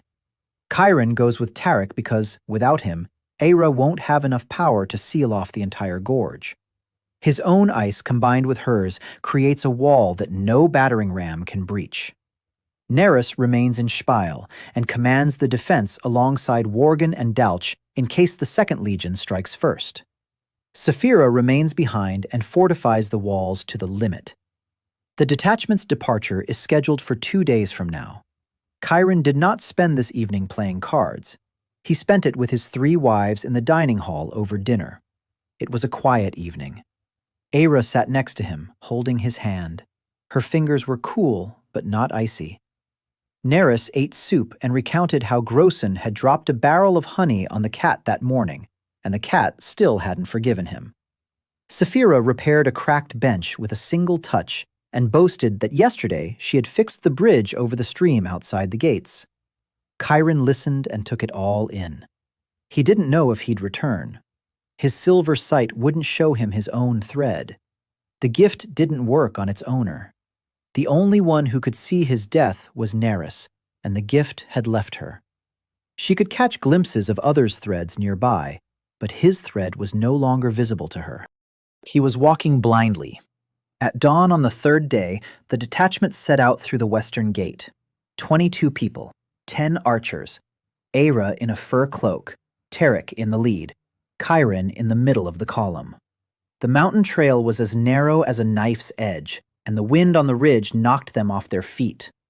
Tarek walked with confidence. He knew every rock and every crevice. His archers moved through the mountains as if they'd been born there. Chiron looked at Tarek and saw a transformation that had been completed somewhere between their first meeting and this march. The cowardly heir had become a commander on his own turf. The 6 days of the march were grueling. The montage of those days was not heroic, but agonizing. First scene. They spent the night in a rocky crevice that could fit 6 people, while the rest slept standing up, leaning against the rock. Second scene. Crossing an icy ridge where one archer slipped and hung from a rope over the abyss until Chiron pulled him up with one hand because his other hand had frozen to the rock. Third scene. During a rest stop, Aira warmed water for the entire squad, drawing the cold from the pot into herself with a touch. The archers looked at her not as a cursed princess, but as a comrade. Fourth scene. The descent to the gates of Hylin at dawn on the 6th day. The gorge lay below, dark and empty. The First Legion was 2 days' march away. They had made it in time. Chiron deployed his men. Tarek's archers took up positions on the upper edges of the gorge. Villain and the lumberjacks approached from below and took cover in the forest near the southern entrance. Aira and Chiron stood at the northern entrance to the gorge, where the walls were highest. And they waited. The wait lasted 31 hours. At dawn on the 8th day, dust rose on the southern road. General Gvozdy's First Legion was entering the gates of Hylin in columns of 4. Chiron counted the ranks. 3,100. Cavalry in the front, infantry in the middle. The supply train brought up the rear, outside the gorge. When the last row of infantry entered the gorge and the supply train had not yet entered, Chiron gave the signal. Aira struck. The southern entrance to the gorge closed with an icy wall stretching from wall to wall in 8 heartbeats. Chiron struck from the north. His ice was rougher than Aira's, but thicker. The northern entrance closed in 12 heartbeats. 3,000 men trapped in a stone bag. The Legion's cry struck the gorge's walls and echoed back. The supply train, cut off from the Legion, found itself face to face with 30 of Villain's lumberjacks, who emerged silently from the forest and stood between the wagons and the wall. The wagon drivers did not fight. They dropped their reins and sat down in the snow. Villain took the wagon train without a single blow. Inside the gorge, the Legion battered against the ice. Chiron heard the blows of the battering rams and the cracking sounds. He was freezing the wall solid, preventing it from thinning. Aira was doing the same from the south. They held the pass for 6 hours. By noon, the blows had grown less frequent. By evening, they had ceased. 3,000 men in the freezing cold, without food, without fire, and with no way out. Chiron climbed to the ridge and shouted down. He offered the Legion commander the same choice he'd given Dalhu: surrender their weapons or be granted safe passage south without armor, or freezing to death. The Legion commander was a colonel named Garin. He shouted back that General Gvozdy was a day's march away with the 2nd Legion, and that the ice would break in a day. Chiron replied that in a day, half his men would suffer frostbite so severe they wouldn't be able to hold a sword, and that when General Gvozdy arrived, he would find not a legion, but a hospital ward. Garin remained silent until midnight. Then he gave in. By morning, 3,000 unarmed soldiers were marching south along the road. They carried the frostbitten on stretchers. They had left 3,000 sets of armor and weapons at the bottom of the gorge. Villain counted the spoils, and his face was that of a man who had struck gold. Chiron did not celebrate. General Gavoz, with the 2nd Legion, was a day's march away. 3,000 fresh soldiers with siege engines. And now Gavoz knew that what lay ahead was not a ruin, but a trap. General Gavoz did not enter the gorge. Chiron watched from the ridge as the 2nd Legion set up camp a mile from the southern entrance to the gates of Highland. The camp was built according to all the rules of imperial fortification: a moat, a palisade, and sentry posts on all high ground. Gavozdi knew what awaited him and prepared not for an assault, but for a siege. In fact, the opposite. He had trapped the hunters in their own trap. The gorge was the only way back north. Tarek could lead his men along the mountain trails, but Era wouldn't be able to make the return trip quickly. 6 days to get here. 6 days ago. 12 days in which Gvosht would find a detour to Spiel, Chiron thought as he sat on a rock, the wind blowing in his face. His silver vision showed him the threads of 3,000 people in the camp below. A whole forest of threads stretching toward different deaths in different places. Chiron was looking for one, General Gvosh's thread. He found it in a large tent in the center of the camp. The general was a large man who ate his supper standing up because 20 years of campaigning had ingrained in him the habit of never sitting down when the enemy was nearby. His thread led to death from old age in 14 years. No violence, no poison. General Gvozdi was destined to die in his bed. Chiron took note of this. A man whom war cannot kill is a man with whom one can talk. But first, he had to show the general that negotiation was more advantageous than an assault. Chiron decided to act at night. He took only Tarek and 2 archers with him. He left Era at the northern entrance to maintain the ice wall. The 4 of them descended the western wall of the gorge, circled around the camp, and approached the general's tent from the rear. The mountain archers silently took out the 2 sentries. Tarek handled his knife so quietly that Chiron finally understood why the Selahis had controlled the mountain outposts for 10 generations. Not because they were brave, because they were invisible. Chiron entered the general's tent alone. Gvozd stood over a map with a cup of tea and made no move for his weapon. He looked at the man who had entered and said he'd been expecting this. He said that a commander who had trapped an entire legion in the gorge without a single casualty would not just sit and wait. He said he was listening. Chiron sat down without being invited. He said he hadn't come to bargain. Bargaining was for Dal, because Dal was an official. Gvozd was a soldier. A soldier needs facts. Chiron gave him 3 facts. Fact number 1. He unfolded the Guardian's order bearing the Great Seal and described the document to the general. The emperor had deliberately cursed his own daughters. Gvozd read it slowly. His expression didn't change, but the cup in his hand stopped halfway to his mouth and didn't move for the rest of the conversation. Fact number 2. Chiron recounted the contents of the Book of Deaths. 4 members of the Imperial Council whom Qasr would kill in the coming years. 2 had already been warned and were gathering evidence. Gvozdi knew all 4 personally. One of them was his former commander. Fact number 3. Chiron opened his silver vision and described to the general his own death. In 14 years, in bed, in a house by the southern sea, with a wife who would outlive him by 7 years. Gvozdi set down his cup. For the first time during the conversation, his hand trembled. He asked how Chiron knew about the house by the southern sea. Chiron said he had bought it 3 years ago, in secret, under a false name, so he could retire there once he'd served out his time. No one knew about this except his wife. Chiron replied that a vision doesn't ask for permission. He said the general would die an old man in comfort, if he lived that long. And he'll only live that long if he doesn't go to war with the man who knows the date of his death and can change it. It was a threat, but a threat cloaked as a promise. Chiron wasn't threatening murder.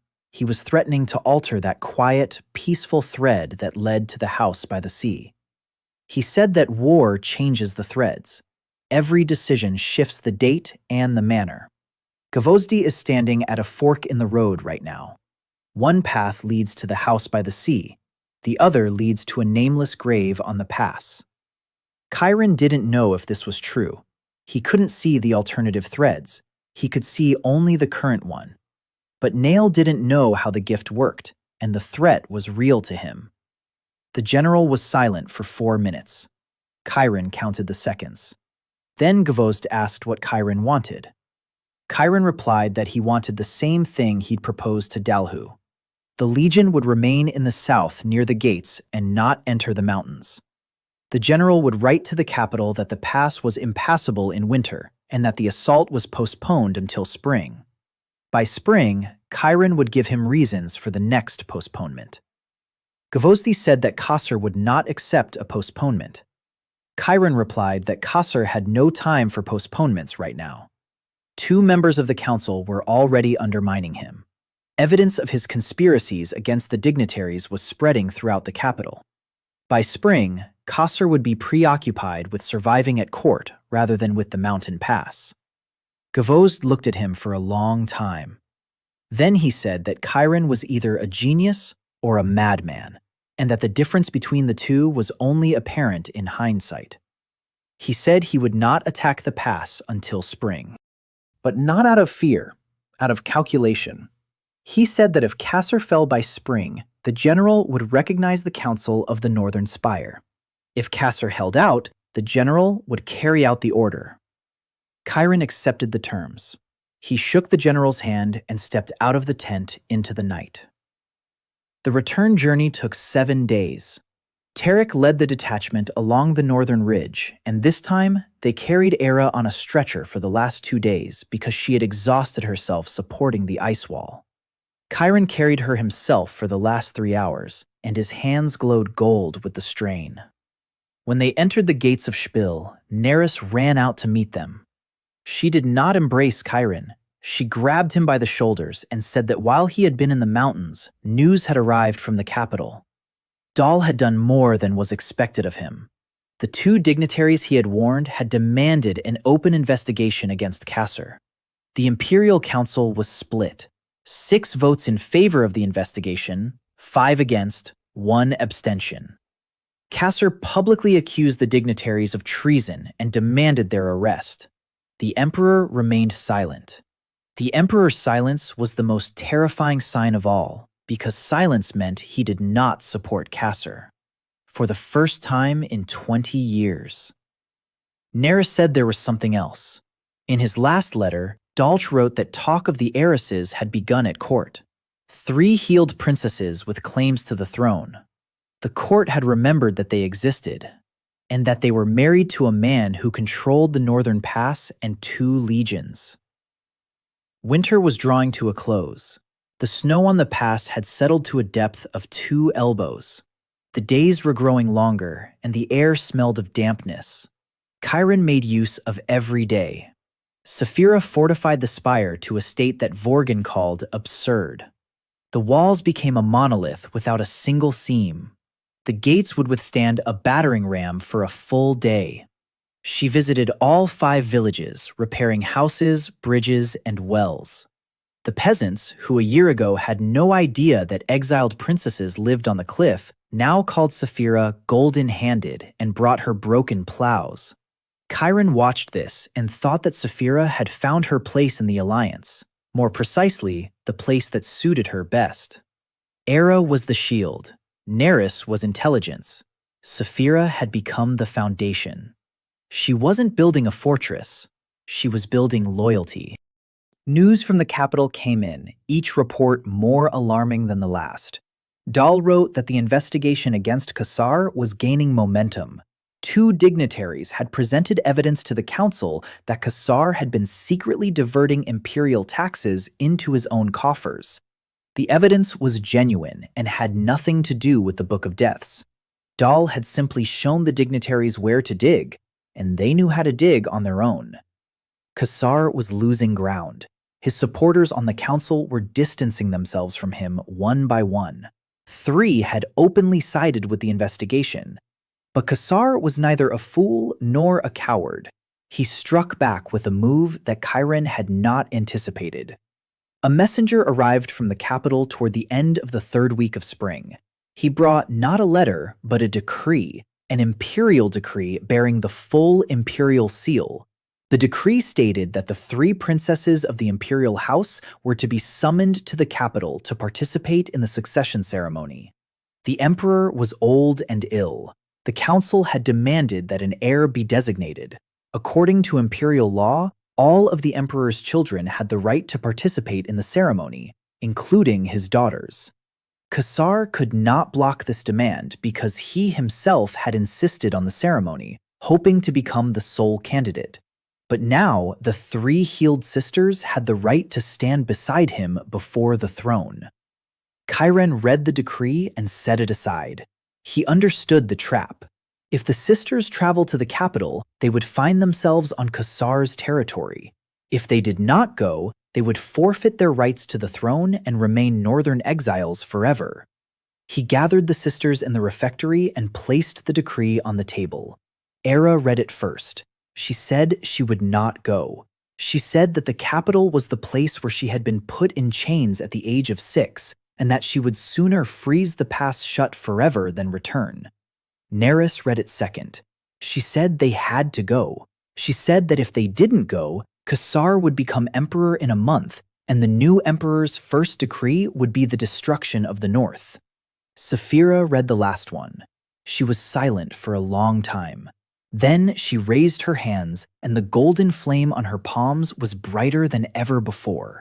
She said she would go, and that the capital should take a good look at her golden hands. Chiron made his decision that very night. They would go, all 4 of them. But they would not go as supplicants. They would go as a force.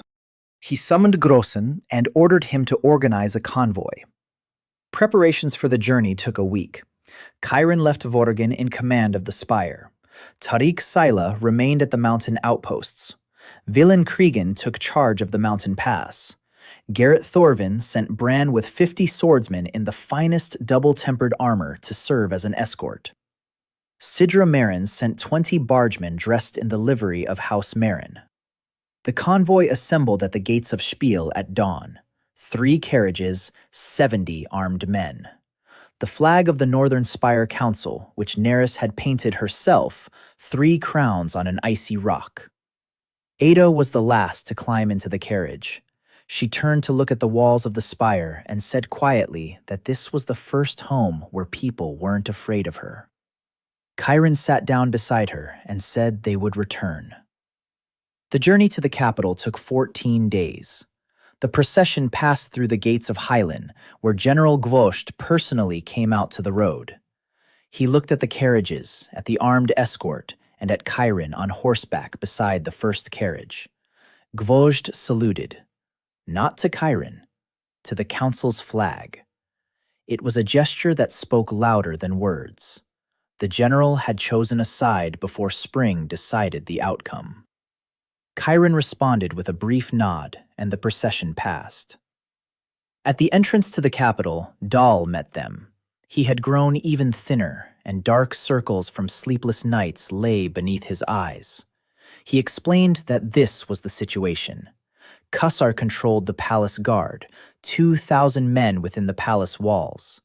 But the council is divided, and half the dignitaries are on the side of the investigation. The emperor won't get out of bed and makes decisions through the first chancellor. The first chancellor, whose name was Tunnen Rice, was one of the 4 whose deaths Neris had witnessed at Caesar's hands. He had been warned, and he was angry.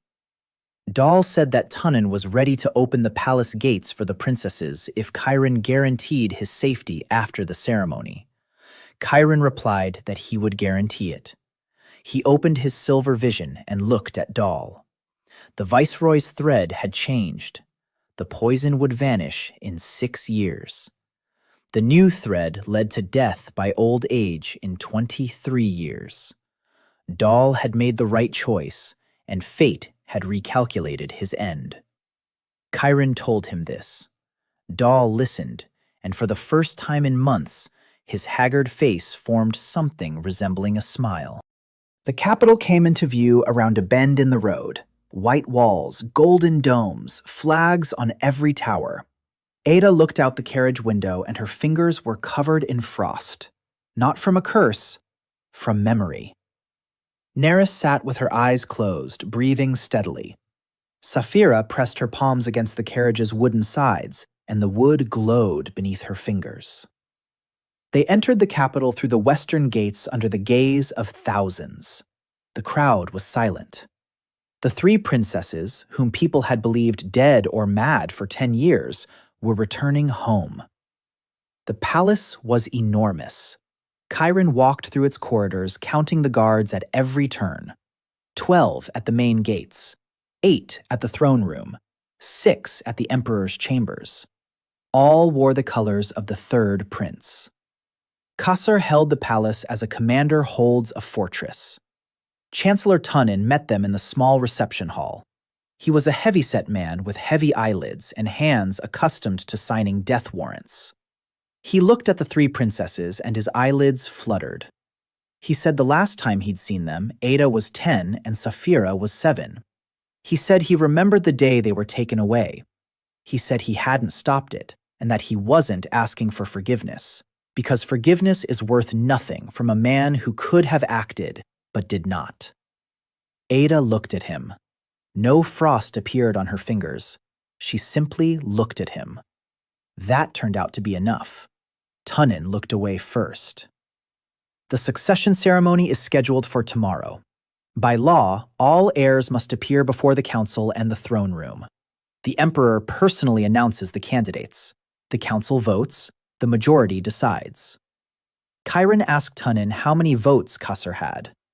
Tunnin replied that of the 12 council members, 6 were in favor of the investigation and 5 remained loyal to Qasr. 1 abstained.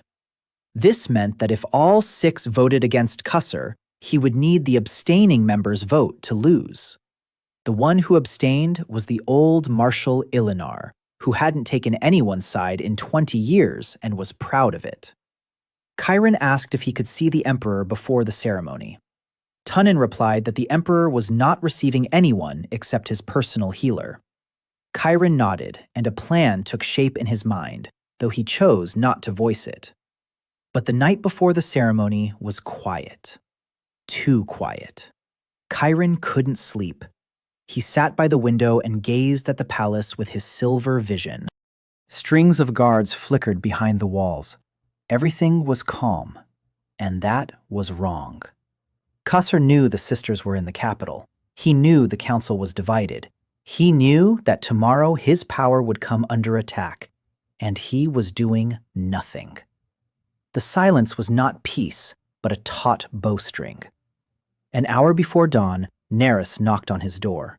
She said she couldn't sleep because the remnants of her gift were pulsing. She said she was catching fragments of threads through the walls, weak and blurry. But one thread caught her attention.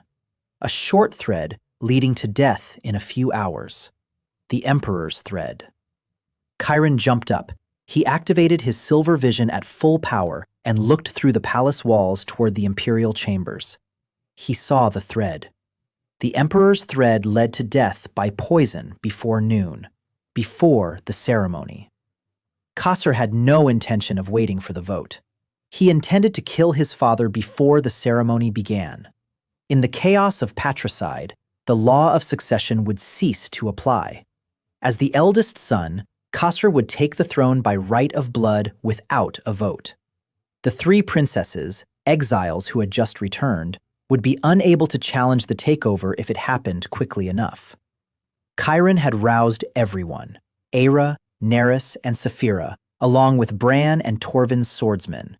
He said they had a few hours before Qasr killed the emperor. Bran asked if it wouldn't be easier to just let it happen.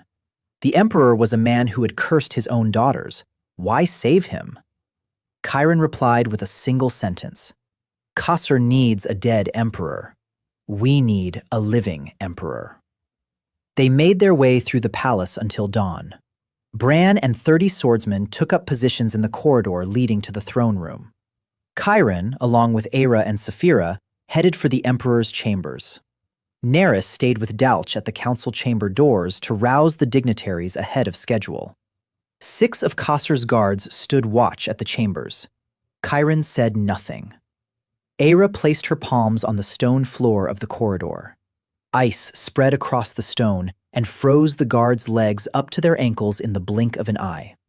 While they struggled to break free, Chiron walked past them and pushed open the door. The Emperor's bedroom was dark. It smelled of medicine and old age. Lying on the bed was a man Chiron was seeing for the first time. Thin, sallow, with his eyes closed. On the nightstand stood a cup of medicine. Chiron activated his silver vision and looked at the cup. The thread connecting the cup led to the Emperor's thread and severed it. There was poison in the medicine. The healer whom Kosser had assigned to his father was slowly killing him and was supposed to administer the final dose today. Chiron knocked the cup out of the healer's hands just as he was entering with a tray. The healer cried out and recoiled. Saphira stepped between him and the door. The healer tried to flee. Saphira placed her hand on the door frame, and the wood grew into the frame, sealing the exit shut. The healer sat down on the floor and began to cry. He said that Kosser had threatened to kill his family if he refused. Chiron wasn't listening. He stood over the Emperor's bed, staring at the man who had cursed his 3 daughters. The Emperor was 60, but he looked 80. The poison had been eating him from the inside for months. Chiron could have let him die. That would have been just. He looked at Aira. She stood in the doorway, staring at the father she hadn't seen in 10 years. Her face was stony. Her fingers were free of frost. She said quietly that she would not forgive him, but that he must live long enough to look her in the eye and explain why. Chiron placed his hand on the Emperor's chest and sent a thin thread of dragon's warmth into him, the same warmth that had sustained old Orin Sela. Not a cure, a reprieve. The warmth enveloped the poisoned organs and slowed their decay. The Emperor's thread quivered and lengthened. Death by poison before noon had turned into death from old age in 3 years. The Emperor opened his eyes, cloudy, faded eyes in which there was nothing imperial. He saw Aira, and his lips trembled. He whispered her name. Aira did not answer. She turned and left. The clang of swords echoed from the corridor. Kosser had struck. The clang of swords came from the throne room. Bran was holding the corridor with 30 of Torvin's swordsmen, clad in double-hardened armor, against 120 of Kosser's palace guards.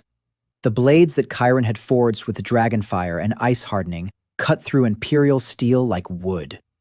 Wave after wave of guards crashed against Bran's defense, but the corridor was narrow, and sheer numbers were of no use. Chiron ran through the palace with Aira and Saphira. He heard the sound of footsteps behind him. Kosser had sent a second group toward the Emperor's chambers. 40 soldiers in heavy armor marched down the corridor in tight formation. Chiron spun around. He raised his hand and ice shot up from wall to wall, blocking the passage in a matter of seconds. The 40 men ran into the wall of ice and began hacking at it. Chiron knew the wall would hold for about 10 minutes. That was enough. They reached the throne room via a side corridor that Tunin had pointed out. The hall was enormous. Black marble columns lined the room. The throne stood on a 7-step dais. Kosser stood before the throne. The third prince was tall and broad-shouldered. He wore battle armor over a ceremonial robe. The seal of the chancellery glowed on his right hand. An imperial-made sword hung from his left side. 20 elite guards stood beside him. Kosser saw Chiron and his sisters, and his face twisted with contempt and rage. He said that the cripple had brought 3 freaks to his ceremony. He said it would be a brief visit. The doors of the throne room swung open from the other side. The council members entered. Tunin led the way. Behind him were 6 supporters of the investigation. Behind them were 5 of Kosser's supporters. Marshal Ilinar entered last. The old man walked with a cane, his face inscrutable. Dal and Neris had managed to bring them in earlier. The hall filled with people, counselors, guards, Bran's swordsmen who had fought their way through from the corridor, Marin's bargemen, two forces facing each other, with the throne room between them. Kasser shouted that he was summoning the guards and that the traitors would be executed. Chiron did not shout. He stepped into the center of the hall and pulled two documents from his belt. He held them up so that everyone could see them.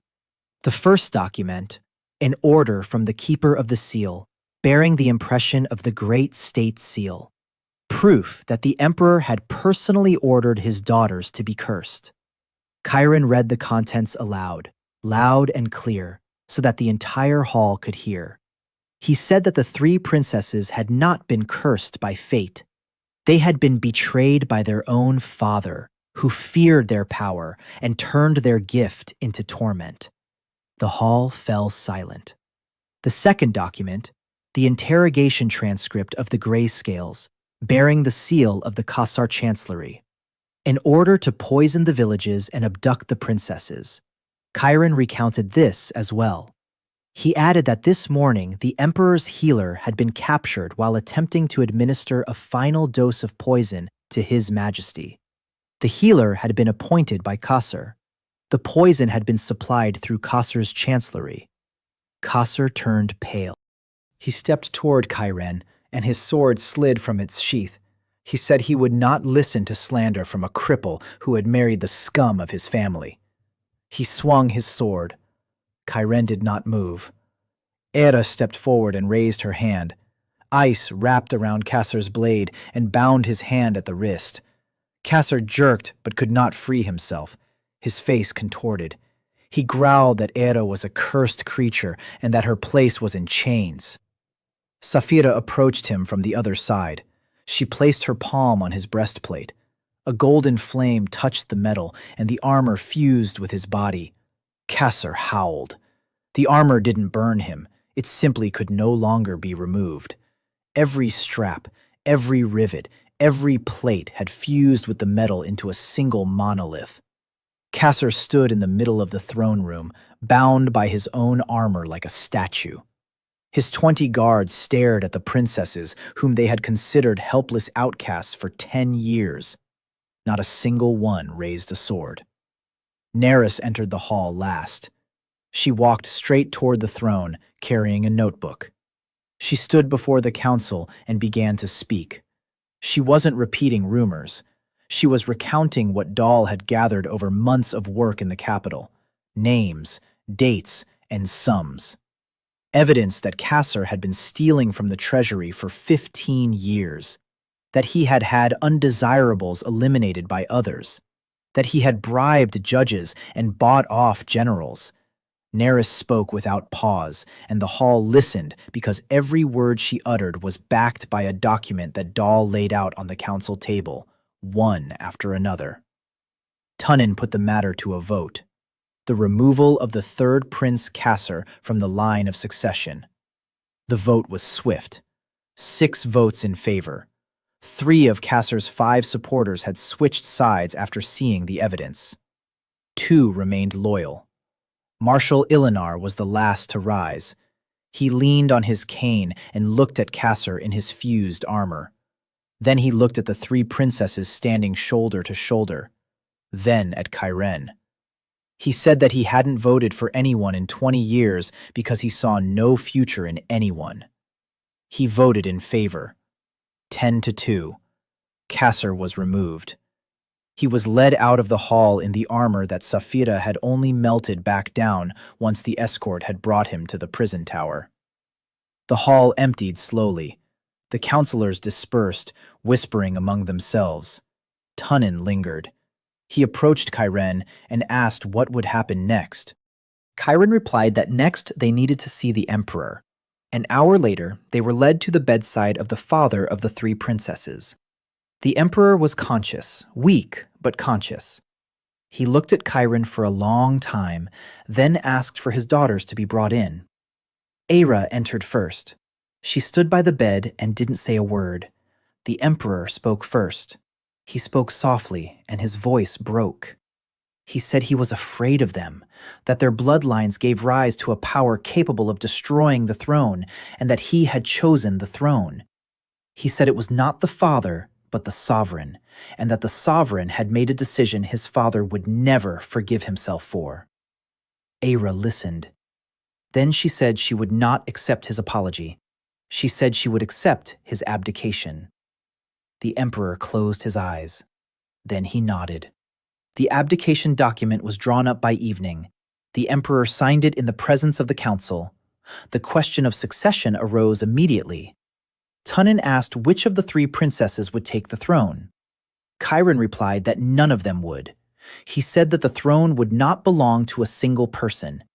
He proposed a model he had tested in the north, a council. The three princesses would join the council as equal voting members alongside the representatives of the houses. The throne would become an institution rather than a single seat. The council would vote. The majority would decide. The debate was long. It lasted 3 days. Chiron won it not by force or threats, but by the same means he had used to win over Torvin: mathematics. He showed every dignitary how the council protects them from the next Caesar, how voting renders a coup pointless, how the distribution of power saves the lives of those sitting in this hall. Greed and fear worked together. The council was ratified on the 7th day after Caesar's fall. The three princesses joined it not as the emperor's daughters, but as northern representatives. Aira represented defense. Neris represented the secret chancellery. Sapphira represented infrastructure. Chiron did not join the council. He remained who he was, the husband of the three princesses, a man who stood behind the chairs rather than in them. He returned to the northern spire a month later, alone, without an entourage, on a single horse. A worgen met him at the gates and saluted him. Grosin brought out hot soup and smiled so broadly that the wrinkles on his face formed a new pattern. Chiron ate the soup in the refectory where the whole story had begun. The walls that Sapphira had turned into a monolith, the table at which he had laid out the map, the window from which he had watched the first guest without a trace of death. Aira arrived a week later. She walked into the dining hall, sat down next to him, and rested her head on his shoulder. Her fingers were warm. She said she didn't like the capital and that she would manage the defenses from here. Neris arrived 2 weeks later. She brought a new notebook, an empty one. She said that the old threads were no longer her concern and that the new entries would be about the living, not the dead. Sapphira arrived last. She walked through the gate and, as her first act, placed her hand on the wall by the entrance. The stone glowed. She smiled and said that the house had missed her. Chiron stood in the courtyard of the northern spire and looked at the three women whom the empire considered monsters. Women whom their father had cursed and whom the court had cast out to die. Women who had been forcibly given to a cripple with damaged channels because having 4 unnecessary heirs in one place, a convenient way to get rid of them all at once. The court was wrong. The 4 unnecessary heirs did not destroy one another. They built a dynasty. The House of Arvane, which had disowned Chiron, sent a letter a month later. His father requested a meeting. Chiron read the letter and threw it into the fire. He looked at Aira by the fireplace, at Neris reading a book in her armchair, at Sapphira mending a loop on the shutter. He thought that his severed channels, which could not hold even a drop of ordinary power, had turned out to be the only vessel in the world capable of containing 3 curses and remelting them into 3 gifts. His disability had become architecture. His marriage had become a union. His exile had become the capital of the North. In the evening, he went out onto the wall and looked at the pass. Below, trade caravans were passing through, free of Caesar's tolls, free of fear. The lights of the villages glowed along the slopes. The wind smelled of spring. Chiron stood on the wall of the fortress that his first wife had built from stone, which his second wife had fortified under the protection of ice controlled by his third wife. The vessel that everyone had thought was empty turned out to be full. The story of the cripple and the 3 monsters was over.